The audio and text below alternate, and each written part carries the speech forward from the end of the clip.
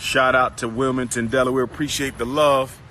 I'm hoping we can stop littering on the campus grounds. You know, too much litter on the campus grounds. I'm not feeling that. Please put the trash in the trash can, not on the street. I done picked up, somebody shitted. I don't know if that was human shit or dog shit, but somebody shitted on my school steps. I don't know why you would shit on my steps or let your dog shit on my steps. So please, please, please, please, no more shitting on my steps, all right? Woo, we got the doggy out here. This dog keep on pissing on my damn yard. Who dog is this? Whose dog is this? See, it look like he gonna try to start shitting again. Yo, you. Hey, stop shitting in the yard, family, okay? I done found condoms, alcohol bottles all over the place. This is not the drink spot. We gotta do something about this dog. Well, he done already shitted, so I think he done for the night. He might be fasting too. Shit, I don't know. Speaking of farming, I need some black farmers to get at me. You must know your trade, because I'm looking at farmland in Delaware. We need an acre or two for our school farm. We need an acre or two for our school farm. We're going to have crops and animals, cows, horses, chickens, turkeys. We might even do some pigs, black pigs, black pigs. We're going to have black pigs. We're going to have a farm, crops and animals. I will be going through the resumes. I will be going through the resumes to see if we got any black farmers. But if you are a black farmer, just text me. Dr. Umar, I'm a farmer and I'm in D.C. I'm in Virginia. I'm in Michigan. I'm in Pennsylvania. I can come help you anytime, brother. I'm a retired farmer. I love to help you set up your farm. Aquaponics. Oh, we about to take it over. Crops and animals. Cows, horses, chickens, turkeys. We might even do some pigs, black pigs, black pigs, black pigs. The black mice come in and we go squealing around the floor. Squeal, squeal, squeal, squeal, squeal, squeal, squeal, squeal, squeal, squeal, squeal, squeal, squeal, squeal, squeal, squeal, squeal, squeal. Cows, horses, chickens. Buck, buck, the loosey goosey. You buck, buck. The loosey goosey, you buck, buck, buck, buck, buck, buck, buck, buck, buck, buck, buck, buck, buck,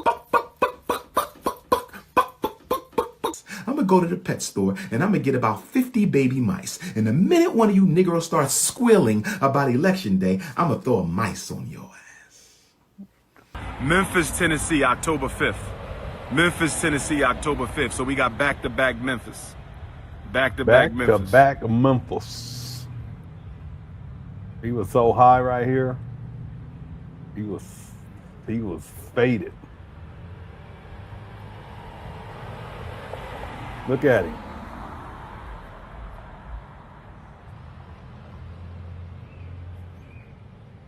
Black pigs. All right, everyone, thanks so much for tuning on in. Welcome to the live stream, the second of the day, actually. Got a little bit to get into. Won't hold you long. FDMG's coming. We Chris, that's undefeated. Let's go. FDMG is coming. FDMG is coming. FDMG is coming. It's coming. FDMG is coming. FDMG is coming. FDMG, it's coming. It's coming. It's coming. It's coming. It's coming. It's coming. It's coming. It's coming. It's coming. Oh, it's coming. FDMG is coming. FDMG is coming. Thought his personality booty be twerking, it's twerking.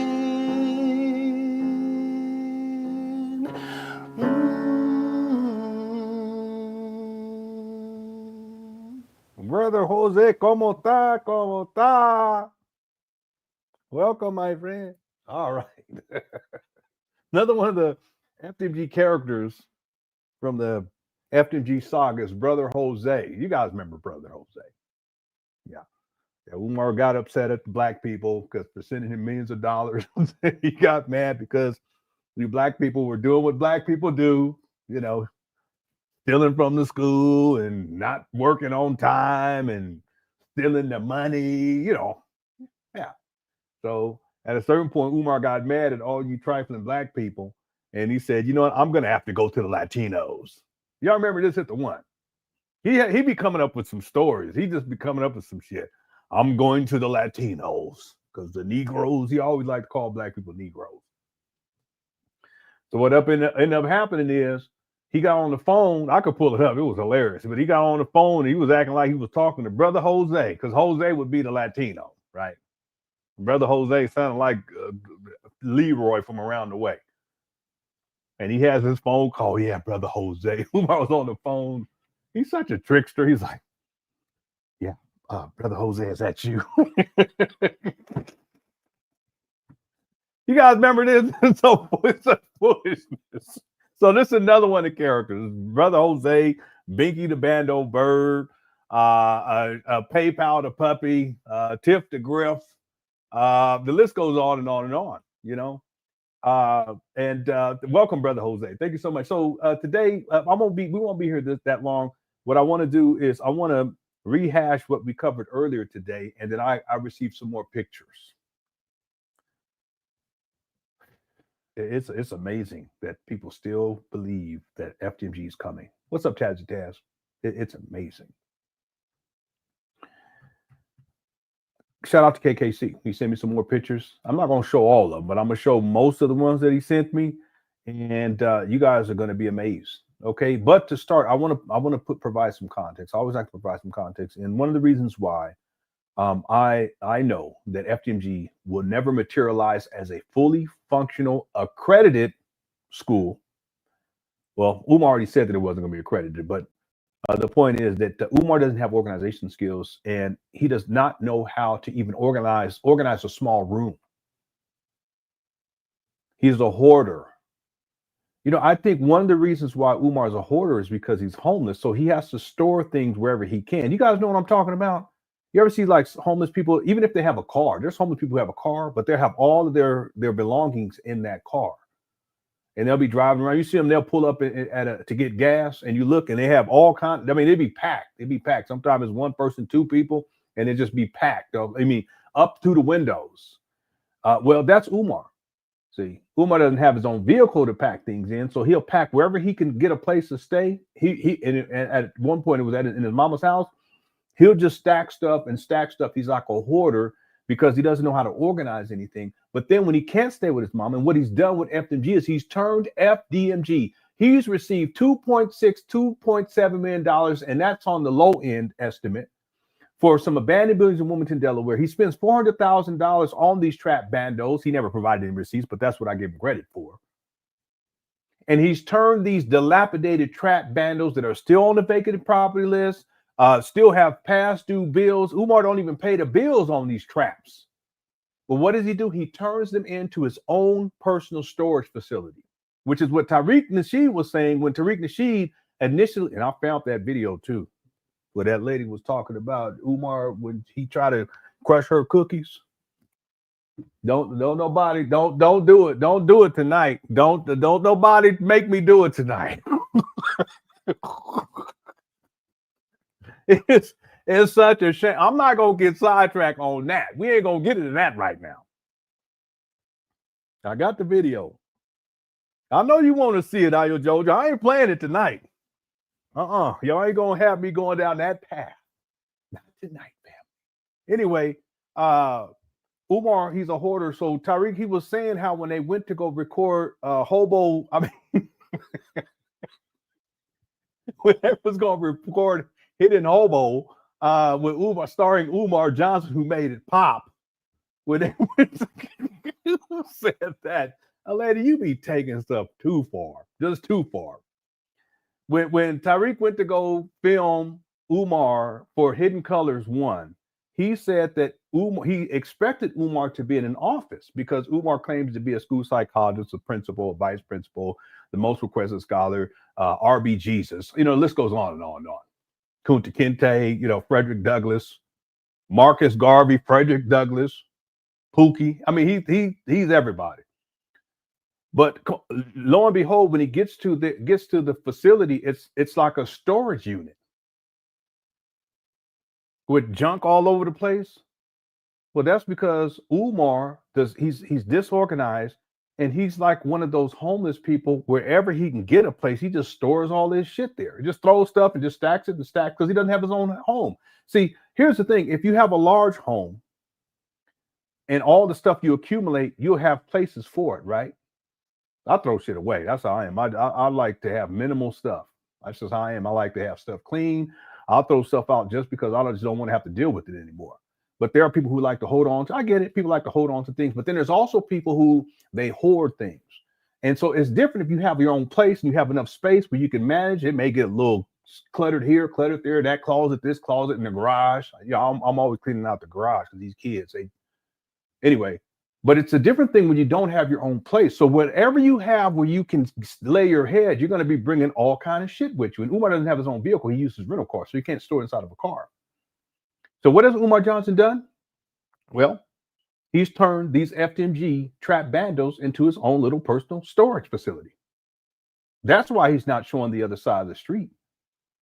And I'm going to show you guys why it is. And shout out to KKC because he sent me the receipts. I appreciate it. We were texting back and forth, and he sent me more. I said, oh my God, here we go. Umar has turned these trap bandos into his own personal storage facility. And it makes sense too, because he doesn't have his own residence. So all the stuff that he's accumulated over the years, where's he going to put it? Where's he going to put it? Think about this for a moment. Someone said, well, he would just rent out a storage. He doesn't pay basic bills up there with them trap bandos. He ain't trying to pay no storage fees. Why not? Why would he do that if he has these abandoned buildings he's supposed to be using to educate the black boys and to save the black boys from the school to prison pipeline, et cetera, et cetera, et cetera? What does he do? He just uses these facilities as his storage facility. That's what he does. It's turned FDMG is nothing more than a storage facility. That's crazy to me. He doesn't take all this money, made all these promises, hasn't delivered on anything. Not one black child has been educated. There will never be an accredited school. Now I'm gonna tell you what Umar may do. He may act like he has a school at some point and have some kids up in there. And then Umar Johnson falls, yeah, I told you, yeah, what you gonna say? LenonHonor. What are you gonna say now? Correct that? No, Umar needs to open because this is what he promised. Well, what he promised was a boarding school. That ain't happening. But he promised that he was gonna open up a school for black boys, and it needs to be accredited. You just can't. Anybody can have some ghetto shit. It don't cost no 2.6, 2.7 to open up some ghetto shit. You understand what I'm saying? So no, that's not going to count. When it happens, I don't want to hear that from you Umar Johnson followers. It needs to be accredited. There needs to be faculty and staff. The faculty and staff should be on payroll.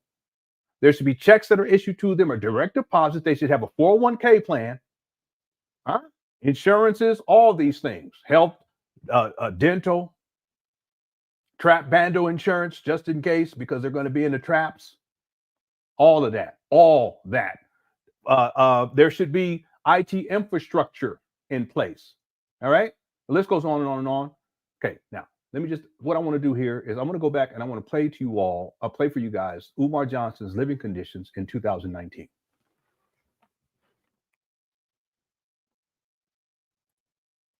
And Louis Sucks did he say his birthday was the same as Jesus? It says in scripture, 1,000 years is like a day. That's something else he and the Lord have in common. Well, I know with this school, right? Umar, his narcissism and his histrionics, narcissism and histrionics. Go look up histrionics. Real interesting. There's a correlation too between that and narcissism, but his narcissism is so great he has to be associated with people who have done things. That's why he's in grave sites all the time. Well, he's not as much as he used to because we used to call him out, but he used to be in grave sites all the time. Louis Zuck, he has to be related to Frederick Douglass, even though the DNA test that his daddy took, Jamal, proved that they're not related to Frederick Douglass. They're not related. It's just as simple as that. They're not related to Frederick Douglass. But Umar still runs with the lie. And his daddy, too, he runs with the lie, too. That's very telling in and of itself. See? So the point is that Umar has to be associated with great. One time he said he was related I always forget her name. Underground Railroad, Harriet Tubman. He said that he was related to Harriet Tubman too. I can pull up all of this to show you guys. I mean, I saw this. This guy's crazy. He said he was related to Pharaoh Ramses. Why does he do this? Well, because he has to make himself to be better than what he is. Okay. And yes, Lewis Luck, Umar said that Jesus was born on his birthday, August 21st. That's what Umar said. And I want y'all to think about that. If you were a humble person, and let's say you had the same birthday as Jesus, you wouldn't say that Jesus was born on your birthday. You would say that you were born on Jesus's birthday. Amen. But not Umar. He said Jesus is born on my birthday. Put some respect on my name. That's what Umar said. Yeah, but 1,000 years for this school is like a day. That's exactly what's happening right now. Thanks for Super Chat. Ain't nothing changed either. It's the same thing over and over and over again with this guy. Here's Umar's living conditions in 2019. Strong alpha males, send those resumes in. FDMG resumes at gmail.com. FDMG resumes at gmail. Okay, see the trash and the filth? I'm just going to skip through. Or I won't skip through, but I'll pause through so you guys can see because I covered this earlier today. Gmail.com. FDMG resumes at gmail. Look at this. So this is hoarder situation. Gmail. He doesn't clean up. He doesn't clean up after himself. And when he gets stuff, papers, trash, clothes, whatever, he just stacks it on top of each other, stacks it on. But he's a homeless person. He doesn't have a place to put his stuff and doesn't have enough space to put all of his stuff. .com is what we're looking for. My thing is One more time. .com, mail.com, at gmail.com, at resume, resume, resume, wall to wall. At look, G, trash, filth. And this is in the hood too, because I know where he was staying at this time. I say hood. I mean, just broke down, dilapidated, boarded up, abandoned buildings all over the place. Mail.com. He's used to this. Is what we're looking for. See, real quick before we get to the pictures, you would think that someone who's homeless, when they do have some place to stay, even if it's not their own residence, that they would keep things nice because they're like, oh, I have this space. I can put this here, put this here, put this here, put this here, put this here, and everything is organized. That's not how they work. They're so used to living in clutter, and that's just how they live their life, that when they get into a space, even if there is enough space to organize things, they continue to live in clutter. They just stack stuff on top of stuff. They get new stuff, they stack. And oftentimes, people who are homeless, whatever they can find, they keep. Even if they don't necessarily need it, but it's because they're in survival mode. And that's Umar. He's been in this mode for over a decade now. Now, the pictures that were sent to me, I want to go through these real quick. How's it going? Sasha Love says, good brother Honor, we want to see the attempted cookie crushing video respectfully. Well, you sent me the super chat. I guess I can't say no. All right. Cookie crushing video. It's an attempted cookie crushing. All right. Now you got to do it to me. Thank you for the super chat. I'm going to pull it up later. Okay. I promise. Perry Unlikely said, meth mama while story. No, it's supposed to be mama Oya. I see what you're doing though. Mess. Mama while self-storage. Okay. That's what it's turned into, and I'm gonna prove it right now. Look, here's the first picture. Here we go. We'll go step by step. I got some new ones. I showed these three earlier. All right, let me do a screen share. Here's the first one. Yeah, thanks for the super chat too, Perry. All right, here we go. So there's all kinds of boxes and just stuff. It looks like FDMG t-shirts for a school that does not exist. Some posters over here. Some more stuff, more boxes back here. This is a rush order. This looks like FDMG handbags or something, like little handbags. I don't know what this is right here. It does say Academy, so it's something that has the logo on there and a bunch of notepads. And the question becomes, why order all of this stuff and then stuff it in here as your personal storage unit at these abandoned buildings, and more specifically inside of the small gym, when there's no children enrolled, there's no school, there's no school operating. See, Umar lives in a delusional world. See, this is delusional to even have all this shit in here. It serves no purpose. It just takes up space. People that send this guy $2.7 million, and this is what Umar has to show for it. See this? All right, that's the first picture right now. Just notice the clutter. Here's another one. And shout out to KKC. He's in the chat room right now. Everybody thank KKC for sending me these pictures. Here's another one. And what's very telling about this is the fact that you have Umar's shoes in here. You see this? Why are there shoes inside of these boxes? It makes no sense. See, unless these boxes are, I mean, this area is Umar's personal storage space. He has some Frederick Douglass Marcus Garvey notebooks, paper notebooks for a school that does not exist, and for students that no students are enrolled. Why do this? It's a waste of money, other people's money too. Umar has no skin in the game. Umar Johnson's father always said, "Well, did you donate?" Well, ask Umar, did he donate? How about that? You see, and then some FDMG stickers for what? More boxes, and more boxes. Okay, this is the clutter aspect of this, but I want to show you guys another picture. And this one right here is extremely telling. And remember, I showed you the video where Umar, he's in his hoarder living conditions and all of that filth. Well, what Umar has done is he's transferred that same lifestyle, if you will, of a hoarder, and he uses FDMG, this gym, as his hoarding space. Look at this. So you have stuff stacked all the way up against the walls on the side, and this is a fairly large building. All of this, and I'm just talking relatively speaking, and compared to the small space that he showed when he flipped his phone. Let me show you, give you an example real quick. Look at this. At gmail.com. Relatively speaking, the gym is a lot larger, but it's already getting to the point where he's already at the point inside of the gym where obviously we have some hoarding type of a situation that's going on. Boxes all over the place. We're going to go through that in just a moment, but let me go back to this one thing I found fascinating. MG. And I'll pause and watch resumes at Gmail. You see how there's a walkway down the middle, and then trash and just all kinds of stuff stacked on. Well, that's no different than this. It's just we're at this point because he hasn't been in here. It's been since 2021. It's been about 3 years. Okay, so if Umar continues on this path, let's say in another 2 years, there would be barely any space down the middle to walk. And that's exactly what's taking place here. It shows no level of organization. It also shows that he's turned this into his own personal storage space. See, and we covered all this. These over here, these are drawers, like for clothes. Makes no sense. Boxes. There's this right here is a fan. This looks like a dry erase board or something like that. This is a drum, a djembe drum. And then over here on this side, just, boxes stacked on top of boxes, on top of boxes, tables all over the place. It's all over the place. Here's some more boxes over here.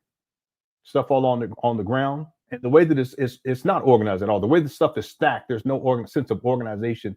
This is what Umar has turned this FDMG school scam into. Millions of dollars. He's received millions of dollars at this point, and this is where things are at. Okay. All right. Now, KKC sent me some new pictures. Let me pull some of those up. I won't go through all of them. I'll go through a couple of them here, and let me just pull these up one by one, and then we'll go through each one.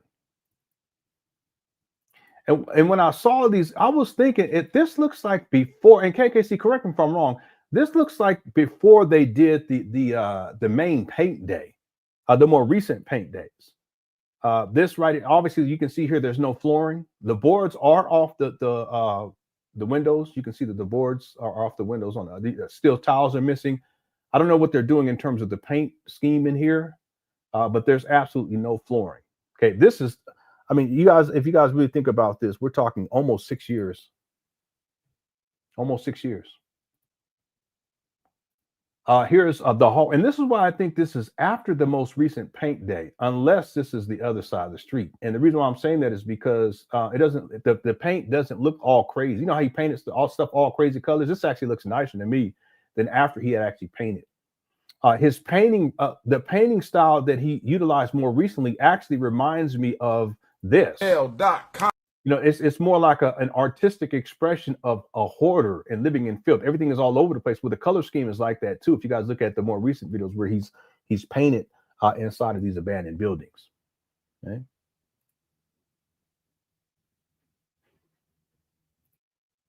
This is a staff lounge. Again, no flooring, towels missing on the top, exposed wires hanging from the ceiling. See this? And just the fact that after all this time, he still has, you know, he's writing in Sharpie what each room is. You would think he would have memorized what the rooms were by now, but that's Umar. Again, here's another room. Again, I think this is pre-paint because there's paint. There's a lot of paint buckets here. And the color scheme isn't all over the place. The paint actually looks decent, but after he painted it, it looks way, way worse. Again, exposed wires coming out of the ceiling. That's a fire hazard. It wouldn't pass inspection on that fact alone. You guys see this coming up out of here?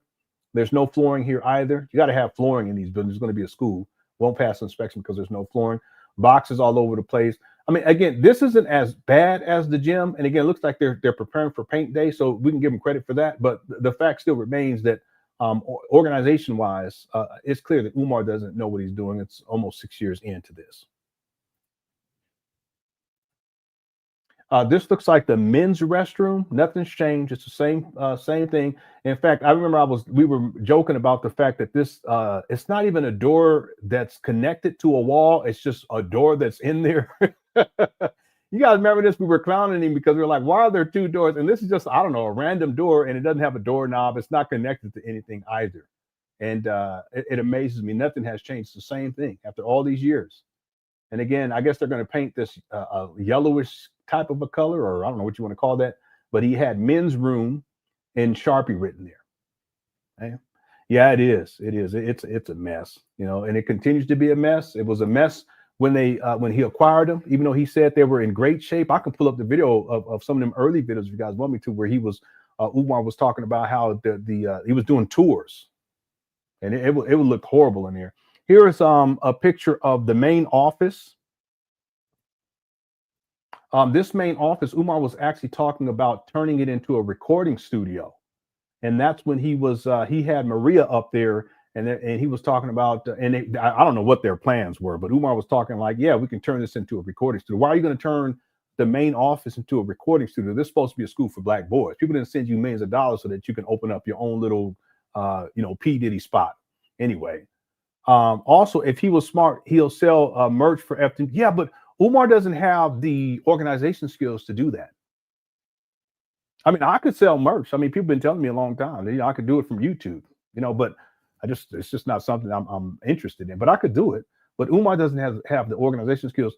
He doesn't understand logistics either. And see, people will buy stuff, but because he doesn't know how to work with anyone, he doesn't know how to outsource anything properly.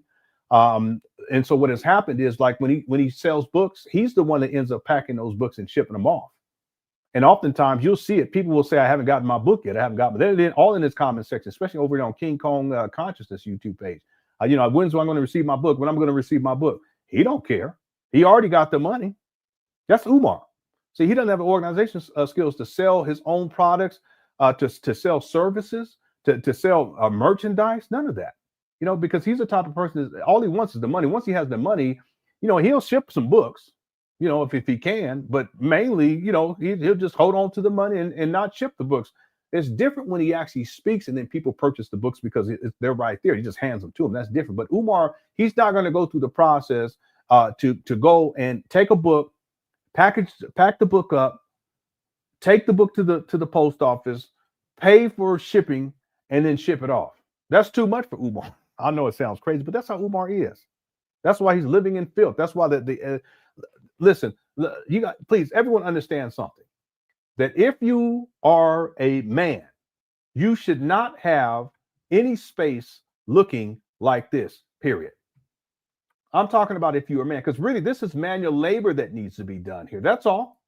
See, and it's not that he couldn't take, I don't know, 7 hours, you know, if even that. I mean, but I don't know how far back this goes inside this gym. I mean, this shit can go all the way back to the other side. Who ain't no telling. But just this right here, I mean, me personally, just me by myself, I can see myself knocking this out, getting everything organized, 7 hours. Everything's organized, taking stuff out of boxes, repositioning boxes, putting things, everything has a place, getting some racking in there, setting things up nice. And then, you can walk through there and feel comfortable, but this is crazy. Okay. But that goes to show you Umar is not the one. He's lazy. He calls black people shiftless. No, and black children shiftless. Umar is shiftless. And this right here, this is unacceptable for any man, especially someone who's online trying to tell black men what they need to do. Umar, you need to get up off your ass and get this cleaned up. It's just that simple. But so what I'm saying is, if he can't even keep this gym spot clean and organized, what makes anyone think that he's going to be able to sell merchandise and then make sure that he's shipping stuff off properly and in a reasonable amount of time? He's not doing that because he doesn't do that with his books. He just doesn't have the organization skills. See, Umar's tricked off a lot of money just because he doesn't have organization skills. Because if he had his shit together, see, the way that he should have done this, if he was consistent and really wanted to open up a school, is February 2019 rolls around. He makes a school announcement, and then every day, ideally, okay, stop touring to crush the cookies. Focus on every single day. He's up there working towards getting this trap bando renovated. See, if he did that every single day, listen, by the end of 2019, early 2020, ready to go. Ready to go. All the people that offered him help, there's people who still offer him help for free. And they come and he has it organized and has a schedule. He hires a general contractor to make sure that stuff is going, and he does that for a whole year. This would have been knocked out. At least one half of this. Come on now, it's ridiculous. See, but Umar doesn't have the organization skills, and he has no intention of opening up a school. So what he's done is just used it over the last 5 years and 10 months as a money grab. And then he's turned these abandoned buildings into his own personal stores. That's crazy. Thanks for the super chat, Cherry.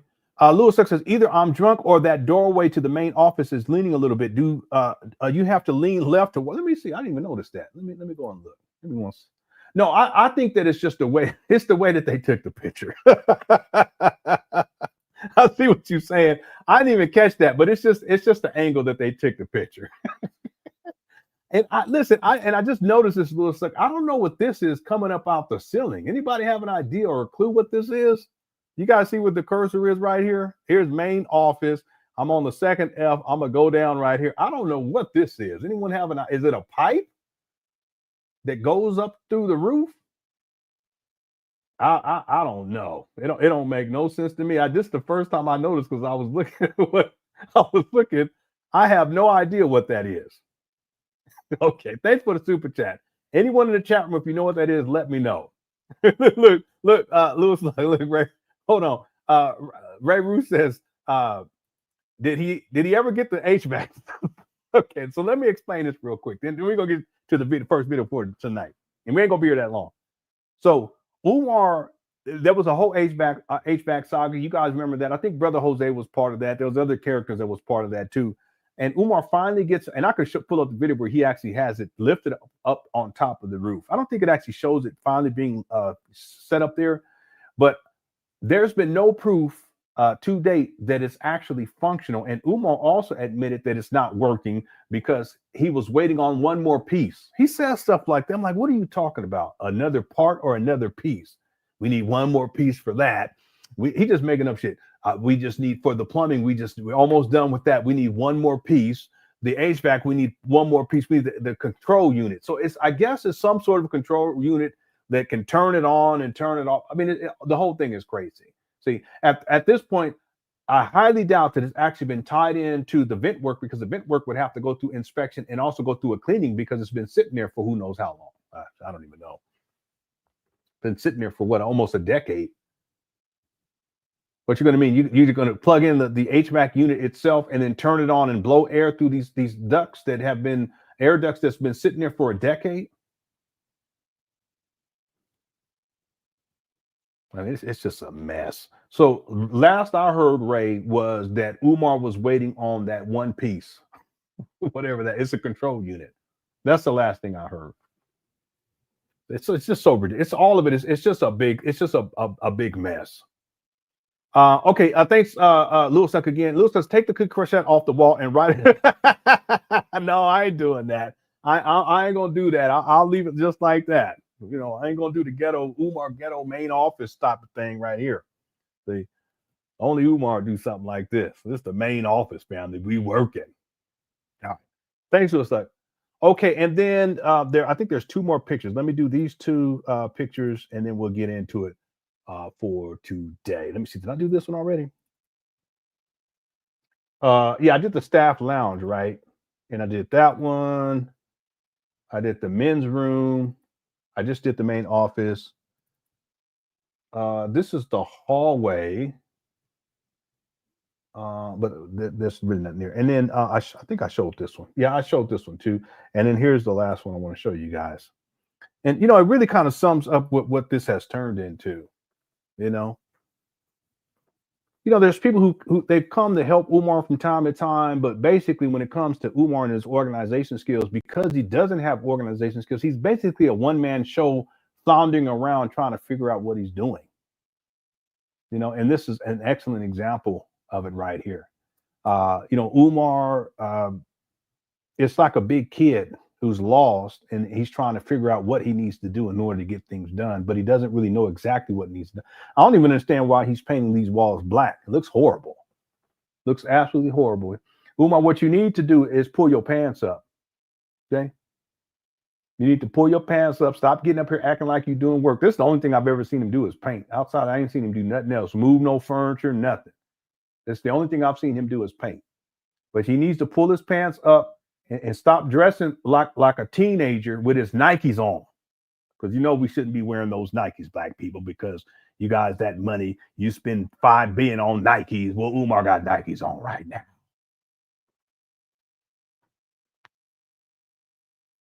Steven says, have you hit the Cookie Crush chat with that Snow Bunny love yet? Oh, well, since you brought it up, Sigmund.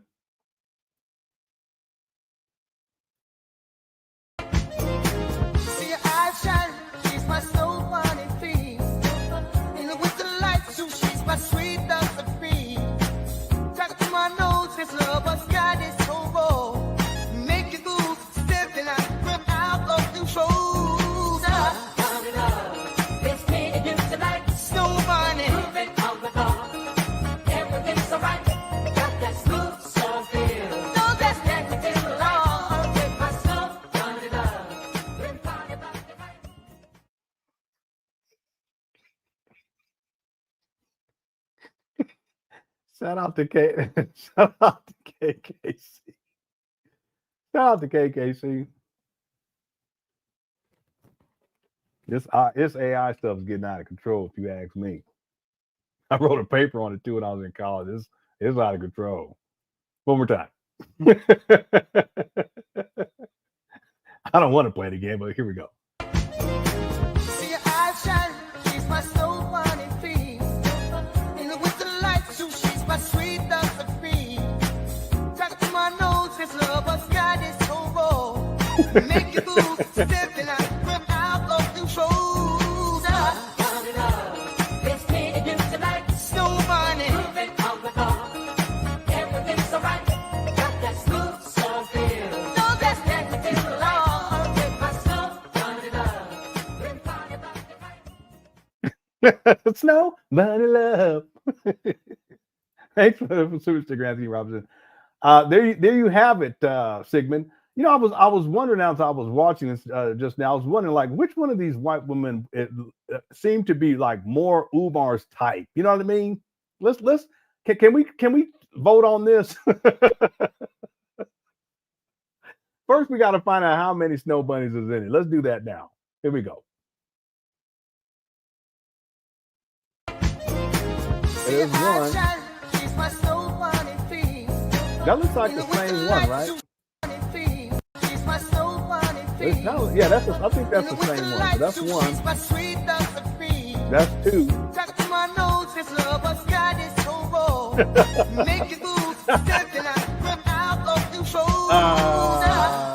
Is that the same? No, that's a different one, ain't it? That's three. really tell with this one. Is that might be the same. Let me see. Yeah, I think that's the same. I think that's three. Yeah, I think that's three. Yeah, that's four. And that's 5. And 6. It's too many to do a poll on. Which one do you guys think? 1, 2, 3, 4, 5, or 6? I'll go through it one more time, and you guys can put inside the chat room. Which one do you think is the most like Umar's type? Here we go.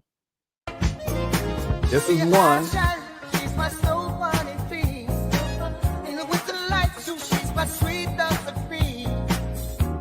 This is 2.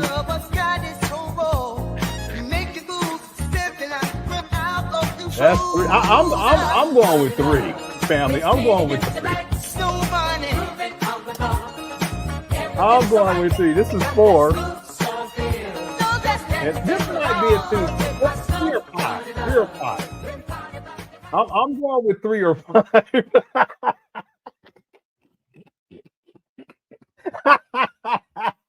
Umar, man, watching this one, boy. KKC, you see what you done did? I'm going with 3 or 5, family. That's what I'm going with. James said all of them. You know, I'm going with 3 or 5. I think 5, you know, what's up, T. Rivera?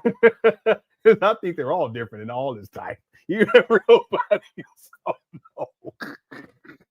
no, that's too far. James says 3. I see a lot of 3s in here, truth be told, Shan. Vagabundo said 3. I'm going with 3 then. Joshua said 3. I'm going with 3. Where do you guys get these? I can't put these in here on my end. I guess it's only through YouTube. Number 3 is his snow money. What in the world? Boy, this is another one of these characters. Gennaro Jones, Brother Jose, Gennaro Jones, Brother Jose. Okay, 4 or 5. Yeah, I'm gonna go with 3. 3 or 5, I think, but oh no, don't do that. I'm gonna go because there's more 3s than 5. So I'm gonna go with, well, KKC said 5 too, though.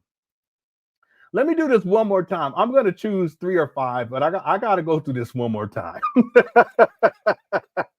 I don't want to belabor this, but we're gonna go through this one more time. Okay, Sigmund, here we go.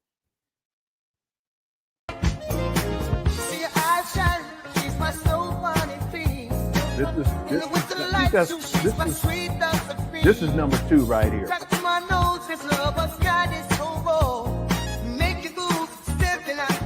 Here's 3. 3.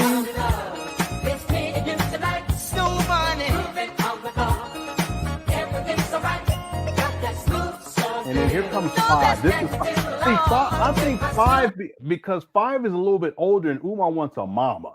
You know what I'm saying? That's why I would go with 5. 3 or 5. I'm going to go with 5. I think that this would be Umar's main snow bunny type right here. All right. All right. Yeah, I know. I get that too. Yeah. Yep. I get that too. Okay. Let's go. Let's move on here.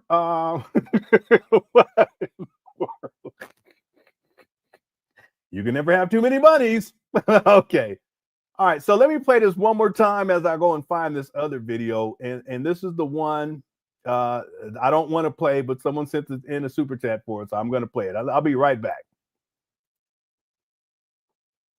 You know, while we're here, you know, for you men, you know, if you have a preference, go ahead and put your preference after you while you're watching this. While I'm trying to find this 1, 2, 3, 4, 5. Okay.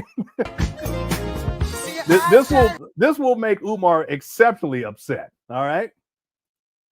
All right, I'll be right back.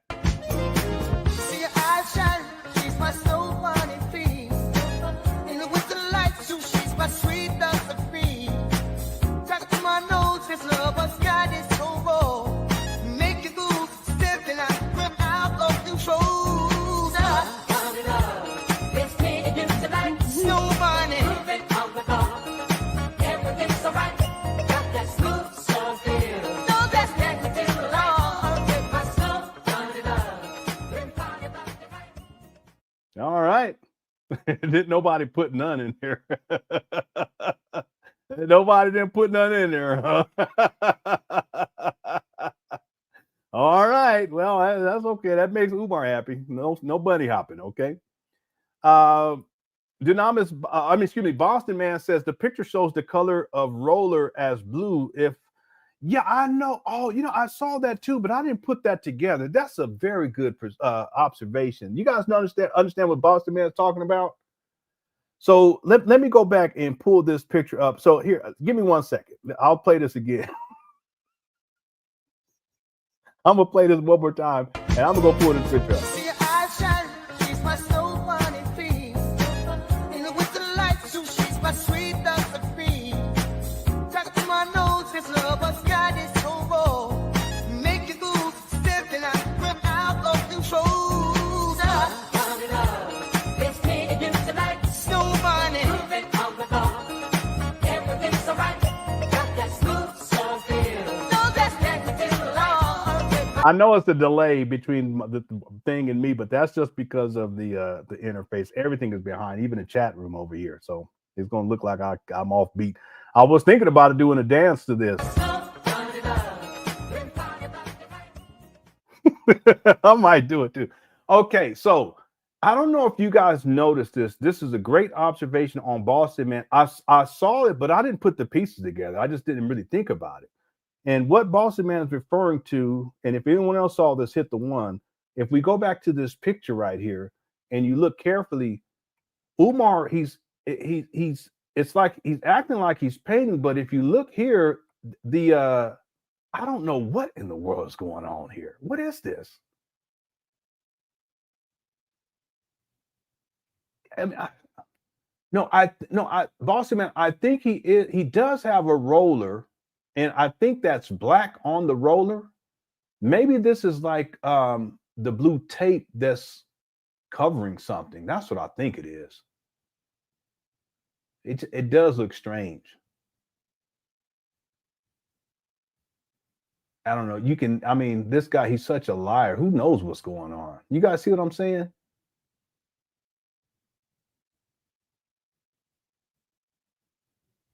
I don't even understand why is it that he's rolling up against the blue? You should have like a smaller paintbrush to do that. But anyway, I see what you're saying. It from this vantage point, it almost looks like he doesn't have a roller, but I think he does have one, Boston Man. It's just you can't tell unless you really zoom in like this. Like this would be the roller, I think, right here. This is the handle that goes around like this. That's what I think. But when I saw it just looked weird from afar. But now that you mentioned it, I can see it. It's almost like an optical illusion. Yeah, thanks for super chat. The other thing, Umar Umar should pull up his pants. He should, dress appropriately too. This guy. Okay, thanks for super chat, Boston Man. I'm gonna pull up. I'm gonna find it first. Here it is right here, but I gotta go and pull it up. So let's do this. I'll play Snow Bunny Love, and I'll get this video, and then I'll show you the video I spoke about it, and people brought it up, but I couldn't find it, but I found it. I found it this past weekend. Here we go.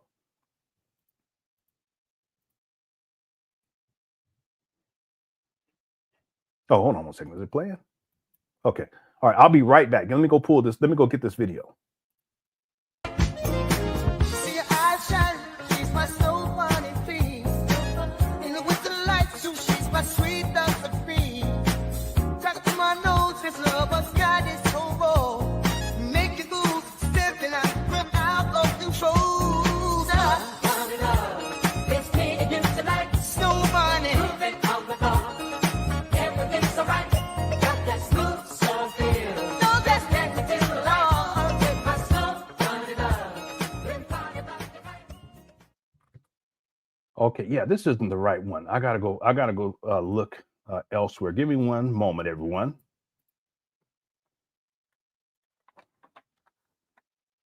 See your eyes shine, she's my soul funny thing. In the winter lights, she's my sweet dust of cream.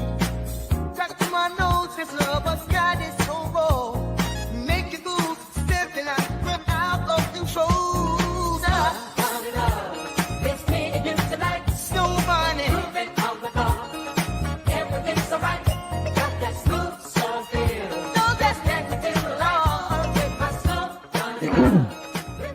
Okay.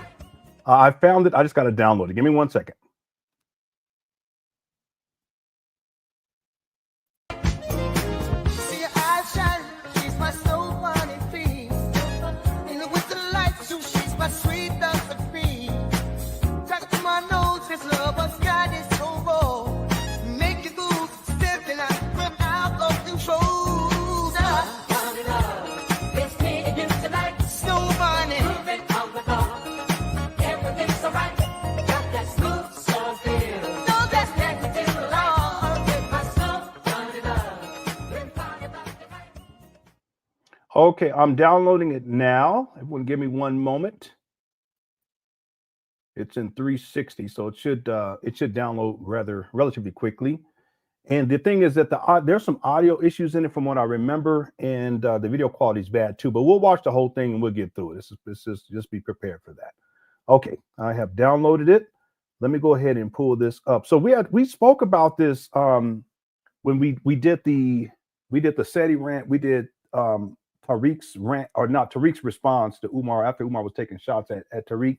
And I had brought up how one Tariq ended up, and there was other people who were talking about it too, how Tariq ended up getting in contact, or there's a young lady that contacted Tariq and was talking about her experiences with Umar Johnson. It's consistent with what I've learned about Umar. There's people that have contacted me privately. They provided receipts and everything, that this is Umar. This is the way he operates. You know, he'll go into a city, he'll try to get with the women there. Sometimes it's the hostess. Sometimes it's the women who put the event together. And one of the things he would do at a certain point is he would ask them, "You want to come back to the hotel room?" See? Are you ready for this? All right. And I could not find this, but I ran into it and with my research this past weekend. And here it is right here. Again, there's some issues with the audio and stuff dropping and stuff, but I'll play the whole thing. We'll get through the whole thing. Here we go. All right, we're gonna try this damn thing again. We're gonna try this again. All right. What's up? What's up? Now let's try it again. I am live right here on Instagram. I'm in the kids' room right now. Y'all see my kids done wrote all on the wall with crayons. I remember this video. I remember when he first put this up. You guys remember this? Hit the one. Yeah, this is a while ago. I can find out not the exact. I can give you guys the year, but I would have to go back and look, because I think this appeared after the fact. Because this wasn't. I think he took this down off of his personal YouTube page. Yeah, this goes back away. Yeah, yeah. That's what Umar said. That's when Umar was talking to SETI. We covered the SETI rant. That was one of the most revealing Umar Johnson. In my opinion, it is the most revealing Umar Johnson video about all of them. Was a SETI rant. And the way he was talking and trying to act like he's a street thug, and then the phone rings, he's talking like he's talking with his goody goons, and then the phone rings while he's talking. He's such a faker. Thanks for super chat. Yeah, Black Anonymous. Yeah, I'm sure you remember this. Yeah, this was. It was wild. The whole situation was wild. But let me go ahead and let it play. This was quite a few years ago. How's it going, Mama What's up, Rita? Miss Brittany? How y'all doing? So I'm in the children's playroom right now. That's a nice spot too. Downstairs. They be in here just wrecking shop in the playroom. Yeah, that's what kids do though. All right, so we're here. What's up, Baltimore? Shout out to Baltimore. Shout out to everybody tuning in. I'm just chopping it up with the family, seeing how y'all doing. What's up, Empress of Blue? Shout out to New York. We're back. People are filling up the room. My kids give me, oh man, these kids, you got a bunch of boys. And you say, who's worse, crispy or moist? They're one and the same. And you know what's interesting? That's a very good question. He said, who's worse, crispy or moist? And then, y'all don't have to contact me when Crispy does a video or whatever. Crispy, what else is he going to do? He's a loser coon who I've destroyed. So what is he going to do? Just whine on YouTube? He ain't going to do shit. What is he going to do? No, he didn't, Ryan, the prince. But at least Yes, my man, shout out to Nipsey Hussle. He shouted out 1804. But the thing about it, at least Crispy is an honest coon, too, as much as a coon can be honest. He kind of makes no bones about being a coon. You know, Umar, he's a big fat conscious coon. Understand, there are conscious coons out there. Just because somebody's talking big black talk and talking Africa this and Africa that, but then they're robbing people, you know, and lying to people nonstop. But then you're a coon. What's up, Yolanda? You're a coon undermining black And Pierre, progress. 4D, and you know that. M-Shot, You dig? and Miss Gemini. How's it going, guys? Let's see what Empress, if we got it together with Empress. Empress was trying to chop it up. Yeah. I've explained it. Let me play this and then I'll explain it a little bit more. And really, I mean, you can actually go and check out I'll give you guys I'll give you a short abridged version of how this beef got started. But you can also go back to the rant, the top 5 rant, the marathon we did recently, and I'll break that down from the big start to finish. Also, someone also sent me a link to another response that Tariq did. We didn't cover that one. It was a more calmer version of Tariq going in on Umar. I mean, if you guys want me to pull it up, we can do it. I mean, I would have other plans, but it don't make me no difference. If you want me to, I can pull it up. But let me let this play. I'll come back and give you an abridged version. All right, let's try. We're going to try it again with her. Hopefully my Wi-Fi is better here in this room.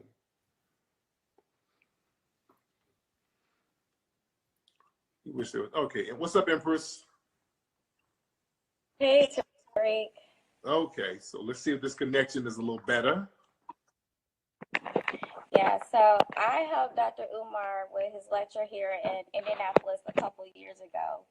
And that's when I got very suspicious, just because of the whole time how he was acting when he was in town for his lecture.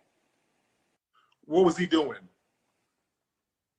So like first day was like a small book signing, and people were kind of asking me like, he's standoffish, is he going to talk to us? Okay, Vixen, yeah, I'll pull it up next. Okay, so if you're just getting in, this is a video. I mean, it's wild. Excuse me, I apologize. It's wild because I wasn't expecting to run into this video.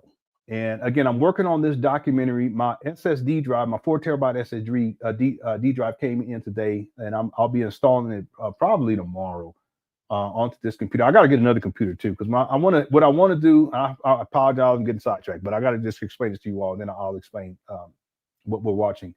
What I would like to do is to get another computer. We got a couple of computers in the house, but I need to get one that I can do. It has to be at least an i7 with 32 gigabyte. It's not necessary to have 32, but I prefer to have 32 gigabytes because of the video processing power that I like to have as I'm working through stuff, and then also for music production. But anyway, I like to leave that computer, a new computer, up here in this small room. And that way, while I'm doing these lives, I could do them basically whenever I want to, when I'm not at work. And then my son, he can use the other computer, and basically it would be this computer because he likes to make beats and stuff. And that way it'll free me up. I can actually do more live streams. And even if I want to get on here and just live stream for like 10 or 15 minutes, I can do it. But oftentimes I'm not in a position to do that because either my son, he's either using it or they're downstairs doing stuff. But anyway,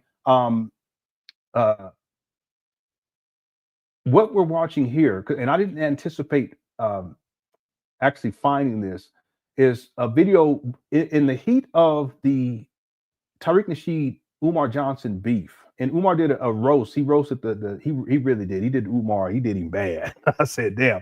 And then he also did a calmer version, and I have that one. And I want to thank the person who sent me a link to that. I remember seeing it. But as I've been going through these older videos of Umar Johnson, I happened to run into the video right here. And this is in the heat of this whole beef with Umar and Tariq. And this young lady called in to give her experience of dealing with Umar. And her experience is consistent with what I know Umar, how he behaves when he's going out, at least back then, because they used to call him out to do a lot of different speaking engagements, not so much these days. But the way he would operate was he would go in and he would try to sexually exploit the women who were either at the event or the women who were putting the events on. And this lady, after this beef took place, I believe that she's at that time she was a Tariq Nasheed fan. She ended up contacting Tariq and telling the business. So that's what we're watching right here. Okay, let's go ahead and take a look. Here we go. You know, and lying to people nonstop. How's it going, Nikki? You're a coon. What's up, Seth? You're a coon undermining black progress. You're a coon, and you know that. You dig? Empress, let's see what Empress, if we got it together with Empress. Empress was trying to chop it up. All right, let's try. We're going to try it again with her. Hopefully my Wi-Fi is better here in this room.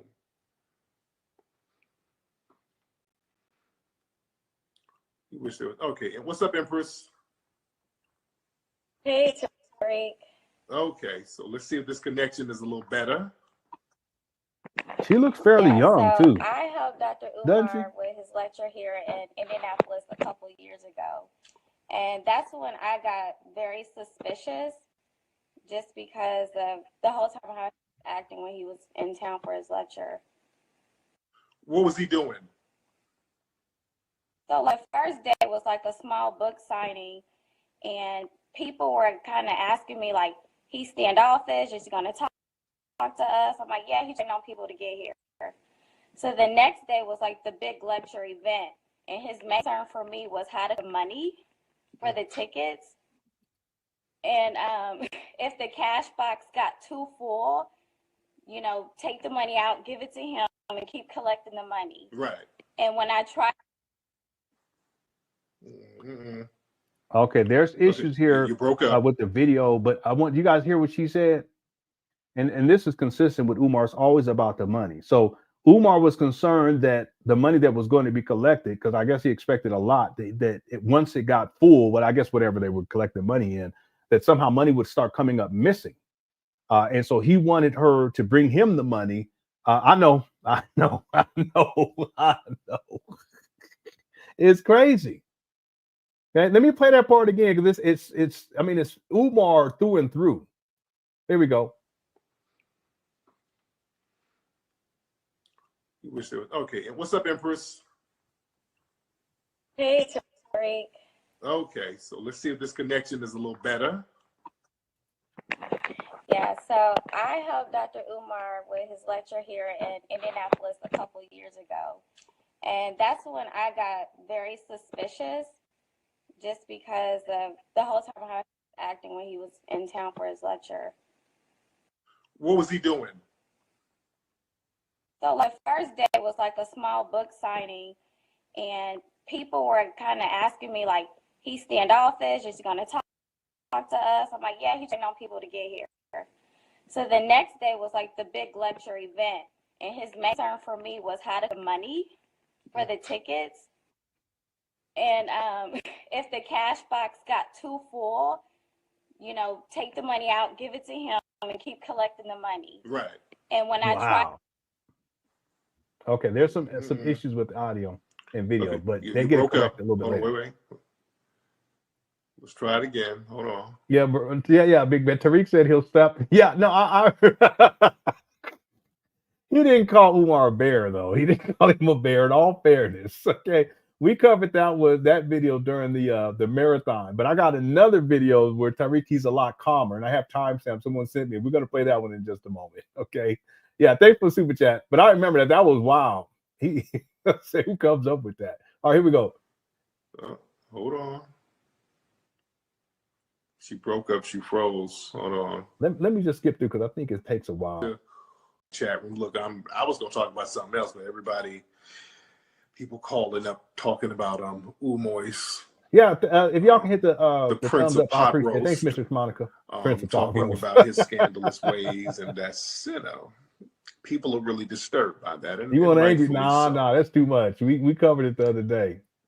Foxy Cleo, you met him at an event too. Yeah, drive safe. I mean, I've last been call. getting what this sister's saying. I've been getting emails and calls like this just nonstop around the world of people not liking this nigga. He's a fraud. Just repeatedly, over and over again. This is Unique again. Let me see if we get a good connection with her. All right, Unique. All right, there you go. Yeah, he did. Okay. Yeah, I think that one and then the clamp thing, that was way over the top. I said, what in the world? Okay, here we go. Hey, I do not have an Obama phone. I do have an iPhone. I don't know why it's messing up, but also What's wrong with Obama phone? He wanted to go to the mall, and I was so naive. I'm like, oh, he wants to go to the mall to lecture and talk to people. No, he wants to go to the mall to shop. So the whole time I just wanted to shop all day, and a couple people. Yeah, but that's Umar. He's a lazy bum. He is. It was free money. This is in the heyday time. What year was this too? Black Anonymous, what year was it? Wasn't this 2000? I want to say 2017, right? Let me find out for sure real quick. Hold on 1 second, everybody. See, Umar was rolling in the money back then. Umar Johnson versus Tariq Nasheed. I think this was 2007. Yeah, so Tariq did the video where he goes in on Umar. It's still up on his YouTube page, December 30th, 2017. December 30th, 2017. So yeah, this is an Umar. I mean, Umar had raised so much money. Remember, he started collecting money for the St. Paul's College in 2014. He got 2014, 15, 16. By this time, Umar, he was really rolling in the money. Stuff started to calm down, but then he purchased those abandoned buildings in 2019. The money started picking up again. Yeah, 2017. Yeah. So, and remember the scandal. It wasn't even a scandal. I mean, it was funny, and people turned it into a scandal. But when Umar, he was at the mall shopping, and he was talking to that Persian lady. I don't know why people call her white, because Persian, in my opinion, it ain't. But whatever. The Persian young lady, and he was buying stuff from her. But the thing is that's black people's money, because he don't got a job. Why are you spending money? And you always telling black people that we should be spending money for, keep it within the family, all this type of talk, right? But Umar would sure enough go out and he'll wear them Nikes. He'll go out there and he'll have the caps, the Philadelphia Phillies caps, the beanies, and then he'll go spend that money with this young lady, and they called her a white. But the point, you see my point? See, Umar, he likes to sleep, he likes to eat, he likes to sexually exploit, he likes to watch movies. He said he likes to watch scary movies. That's his hobby. Sleeping, eating, and he said this: sleeping, eating, and watching scary movies. Sitting on the couch, being a little bum, being what he calls a couch potato. And yeah, he likes to go and spend the money when he has it. He'll go to the mall and go spend money up, and he ain't even got a job. So I'm not surprised by what this young lady's saying at all. I have an Obama phone. I do have an iPhone. I don't know why it's messing up. But also before the bunny, he wanted to go to the mall, and I was so naive. I'm like, oh, he wants to go to the mall to lecture and talk to people. No, he wants to go to the mall to shop. So the whole time I just wanted to shop all day, and a couple people recognized him, and he acknowledged them, but if somebody else came up, he kind of brushed them off and just completely ignored them because he was too busy shopping. And then it was, it was other people that helped me. I won't say or anything, but he did. No, Jay the informant, that's what Umar said, though. You guys understand? It was weird. He likes to sleep. I remember one time he said he likes to take naps. Because he's doing all his hard work in hotel motels. That's why when you see him in hotel motels, he's laying and sleeping he's laying in the bed. He just be laying there doing nothing, and I'll just go ahead and live stream, talk some black power. See? He's lazy. How is sleeping a hobby? But that's what Umar said. I got the receipt on that. Take out to dinner. Thank you for helping him. And then when I got in my car, he texted me. No, he was being interviewed by this young man. I have the receipt. I could pull it up. Man, we're gonna be here all night. I was shocked. But there's another video that we watched more recently. I think it was towards the beginning of this year, where Umar said that he likes to take naps. I'm gonna run back into it when I get into 2024. Right now, I'm getting into 2019. I got a lot of work ahead of me, people. I'm making a lot of, I tell you, but it's got to be done. Hopefully, be done by the middle of next year. And I figure after that, we'll do some live stream. Then I'll be able to take me a little break, But it has to be done. Yeah, I was shocked that I'm not shocked. I mean, I was surprised that he actually mentioned. But there was a young man that was interviewing him, and it was weird questions at a certain point. He's like, "Yeah, we'll just have a couple of questions before I let you go. What are your hobbies? And he said he likes to sleep, watch scary movies, and eat. He said something else too, but I can't remember what it was. Anyway, here we go. Like, yeah, come back to the hotel and he texted me the address of his hotel. No, you didn't yeah. go, did you? Yeah, unfortunately, I can't. But if I have this in the documentary, I'll be sure to adjust the audio. Okay, did you guys hear that though? This is the key part right here. And a couple people recognized him, and he acknowledged them, but if somebody else came Yeah. up, he kind of brushed them off and just completely ignored them because he was too busy shopping. And then it was, it was other people that helped me. I won't say or anything, but he did take out to dinner and thank you for helping him. And then when I got in my car, he texted me. He's like, yeah, come back to the hotel. And he texted me the address of his hotel. Baby, you didn't go, did you? Oh, damn. What happened? He tried to sleep with me the whole night. It got to a point where I was just tired of trying to get this dude to realize I'm not here to have sex with you, because I asked him before I got there. He's like, all my intentions are good, queen, or so. Yes. But yeah, he eventually got the point and left me alone, and that was it. Oh, so good. So you didn't get none of the genital. No.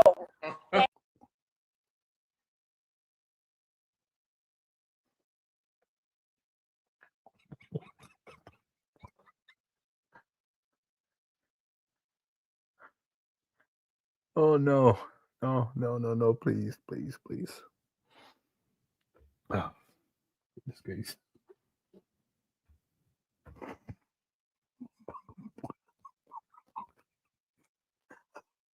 That's why I didn't want to play this. But someone sent that. Who sent that to me? Someone sent me a super chat.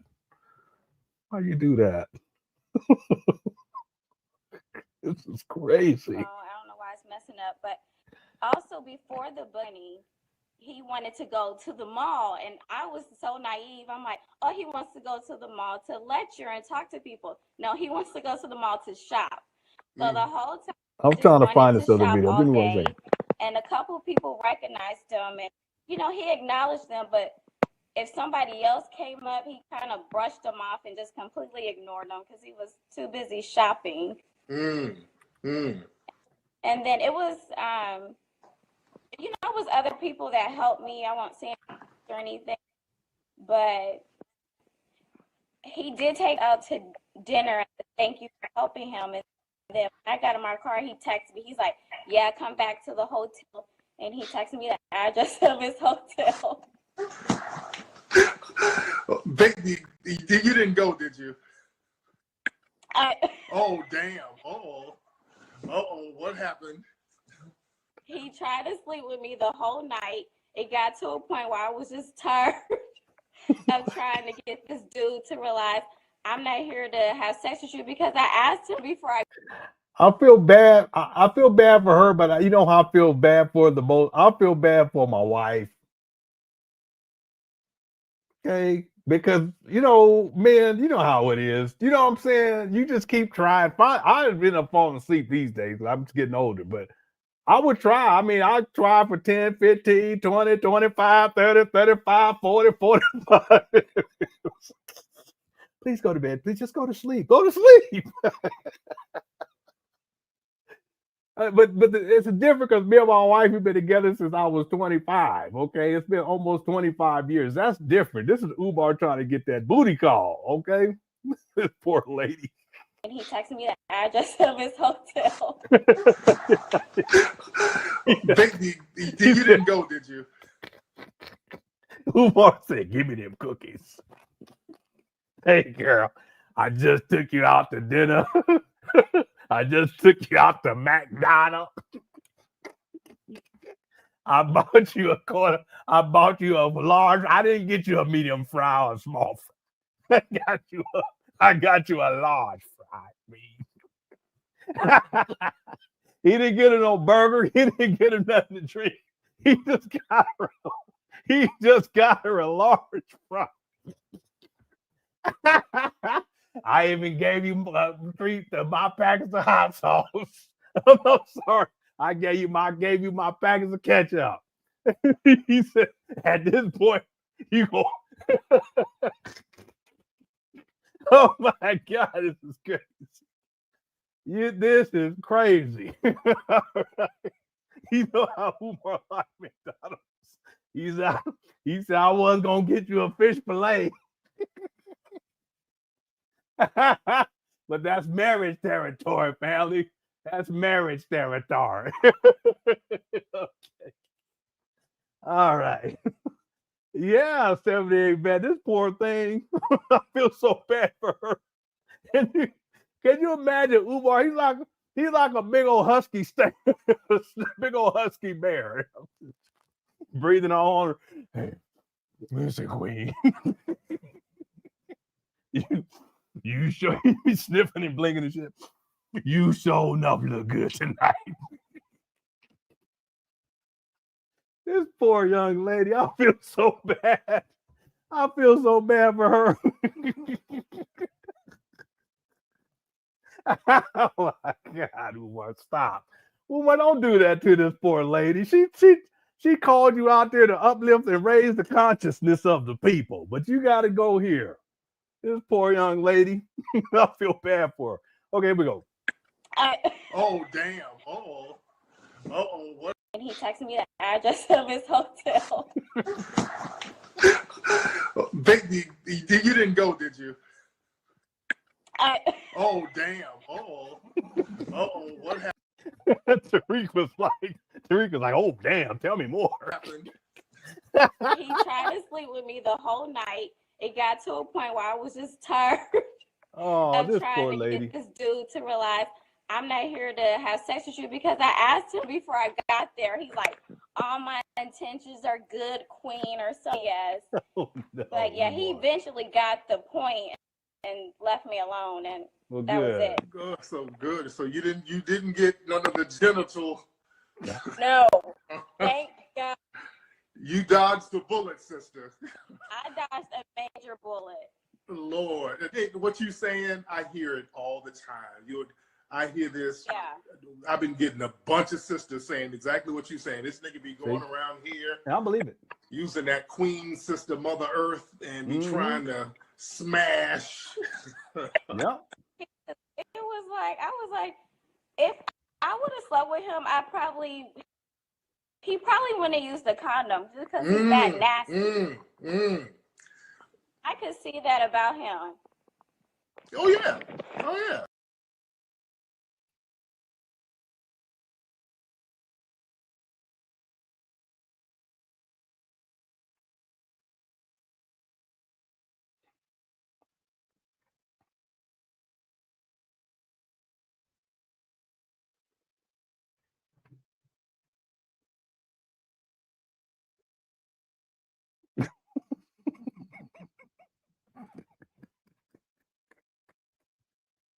That's exactly, Pierre. That's Umar. Hypothetically, since I just got you a quarter-pounder meal, would you let me get a cookie? This is crazy. Boy, this is crazy. I don't know what to say. I don't know what to say on this one. Let's keep going. Here, using that queen sister, Mother Earth, and be trying to smash. Smash. That's It what we was used to like, say. I was like, if I would have slept with him, he probably wouldn't have used the condom just because he's that nasty. Oh, no. I could see that about him. Goodness gracious. Oh yeah. You think that's funny? No, he just met me yesterday. Yeah. He wanted to. Damn, he just met her the day before, and he trying to get them draw. Boy, you men out there don't exactly, Sigmund. Y'all see Sigmund's comment? Goodness gracious. Look. Oh, hold on 1 second. I'm on this wrong screen. I can't even do it. That's y'all's principle. And doesn't that really what this all comes down to? Because it goes to show you that his intent, he ain't interested. Listen, how many black boys has Umar Johnson educated up at FDMG? Over the last 5 years in 10 months. It's really 5 years, 10 months, and 3 weeks. How many black boys has Umar Johnson educated?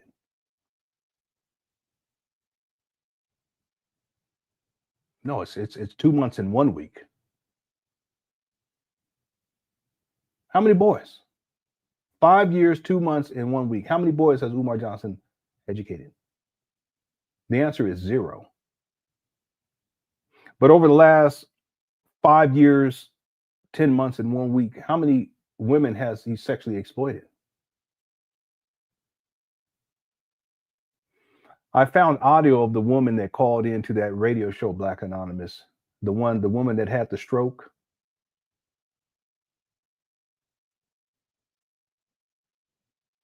Black Anonymous, you still here?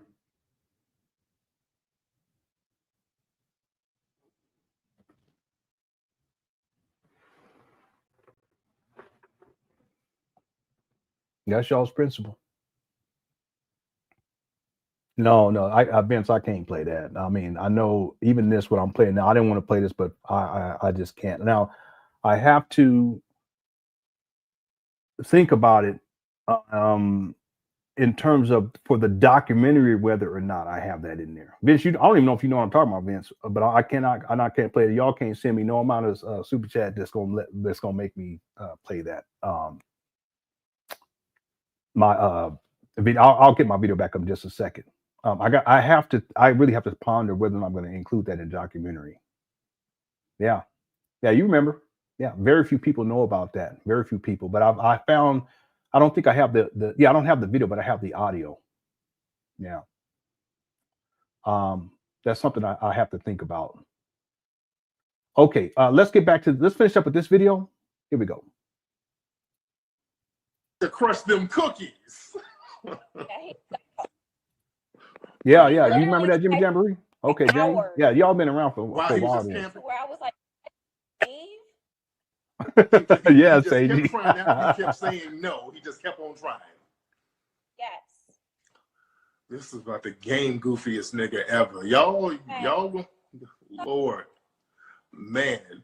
And how long ago was this? When was this? I can't hear you, sister. Hello, I can't hear you. Hold on one second. There's a.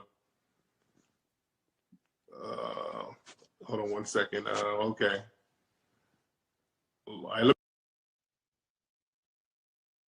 Let's call back. So this nigga was trying to campaign, this is Umar, nigga. I know you listening, nigga. This is the kind of dirty little nigga you are out here trying to gorilla the pussy out here in the streets, my nigga. Goodness gracious. You're trying to gorilla pussy out here. The prince of perversion. See, that type of little shit right there.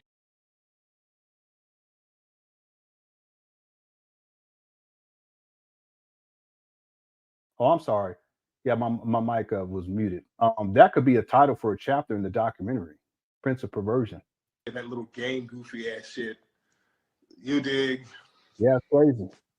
That's why the shit is just going down with this nigga, man. That's why shit is real funny style with this nigga. Yeah, no, it's all that. And thankfully, this sister dodged that bullet. He is. Thank goodness. She dodged the bullet with this little dirty warts on the lip ass nigga. Oh, no, don't bring that up. Man. Where do you guys get these from? Let me get it. She's coming back. I wish her connection was better. Y'all crazy. All right, I got you back, Empress. Man. What's up, Empress? You back, baby? There you go. Yes. So there was another point to where after all this came out about him, like during the election, who he really was, she was like, he's just a man. Like she making excuses. He's a fraud, but I don't know. Maybe she had a. Okay, you back? You back? Hello. Say something. You back? Okay, I can see you. I can't hear you. I see you and I can't hear you. I cannot hear you. Hold on one second. Hold on. Let's do this, Empress. Hold on one second. Hold on. Let's do this, Empress. Empress. Yeah, she ends up calling back in. Let me get to that part. Okay, so Empress. So now, how long ago was this when y'all brought him out there? This has to have been like 2 years ago. Okay. And after, he was trying to smash at the hotel and all that, did he ever get back in touch with you guys? He actually did text me like a couple days after, basically still trying to get some. He was like, hey, why don't you, I'm in this city, why don't you come up here and stay in a hotel with me? And I was like, I'm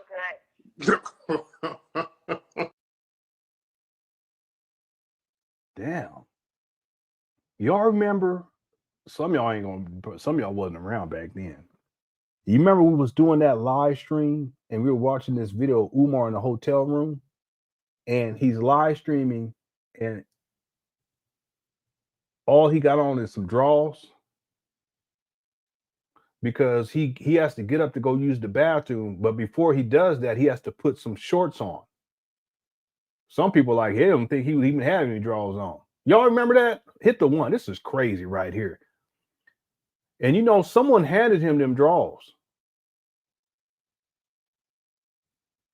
He's been living like this for such a long. I mean, it's pathetic to me. It's pathetic.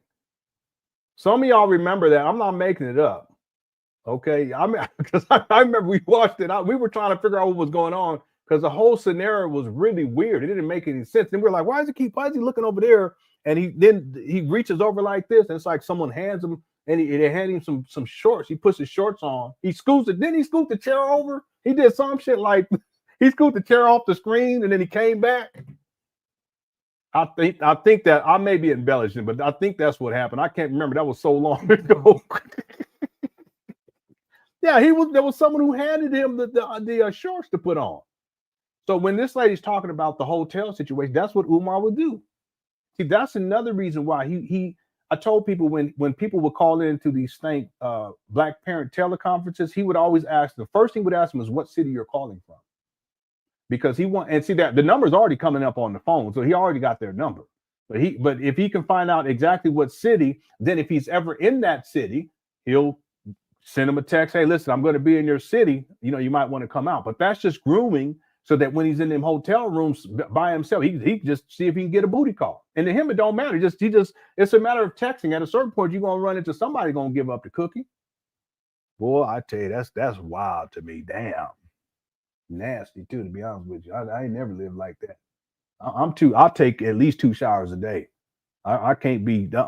Nope, ain't no way.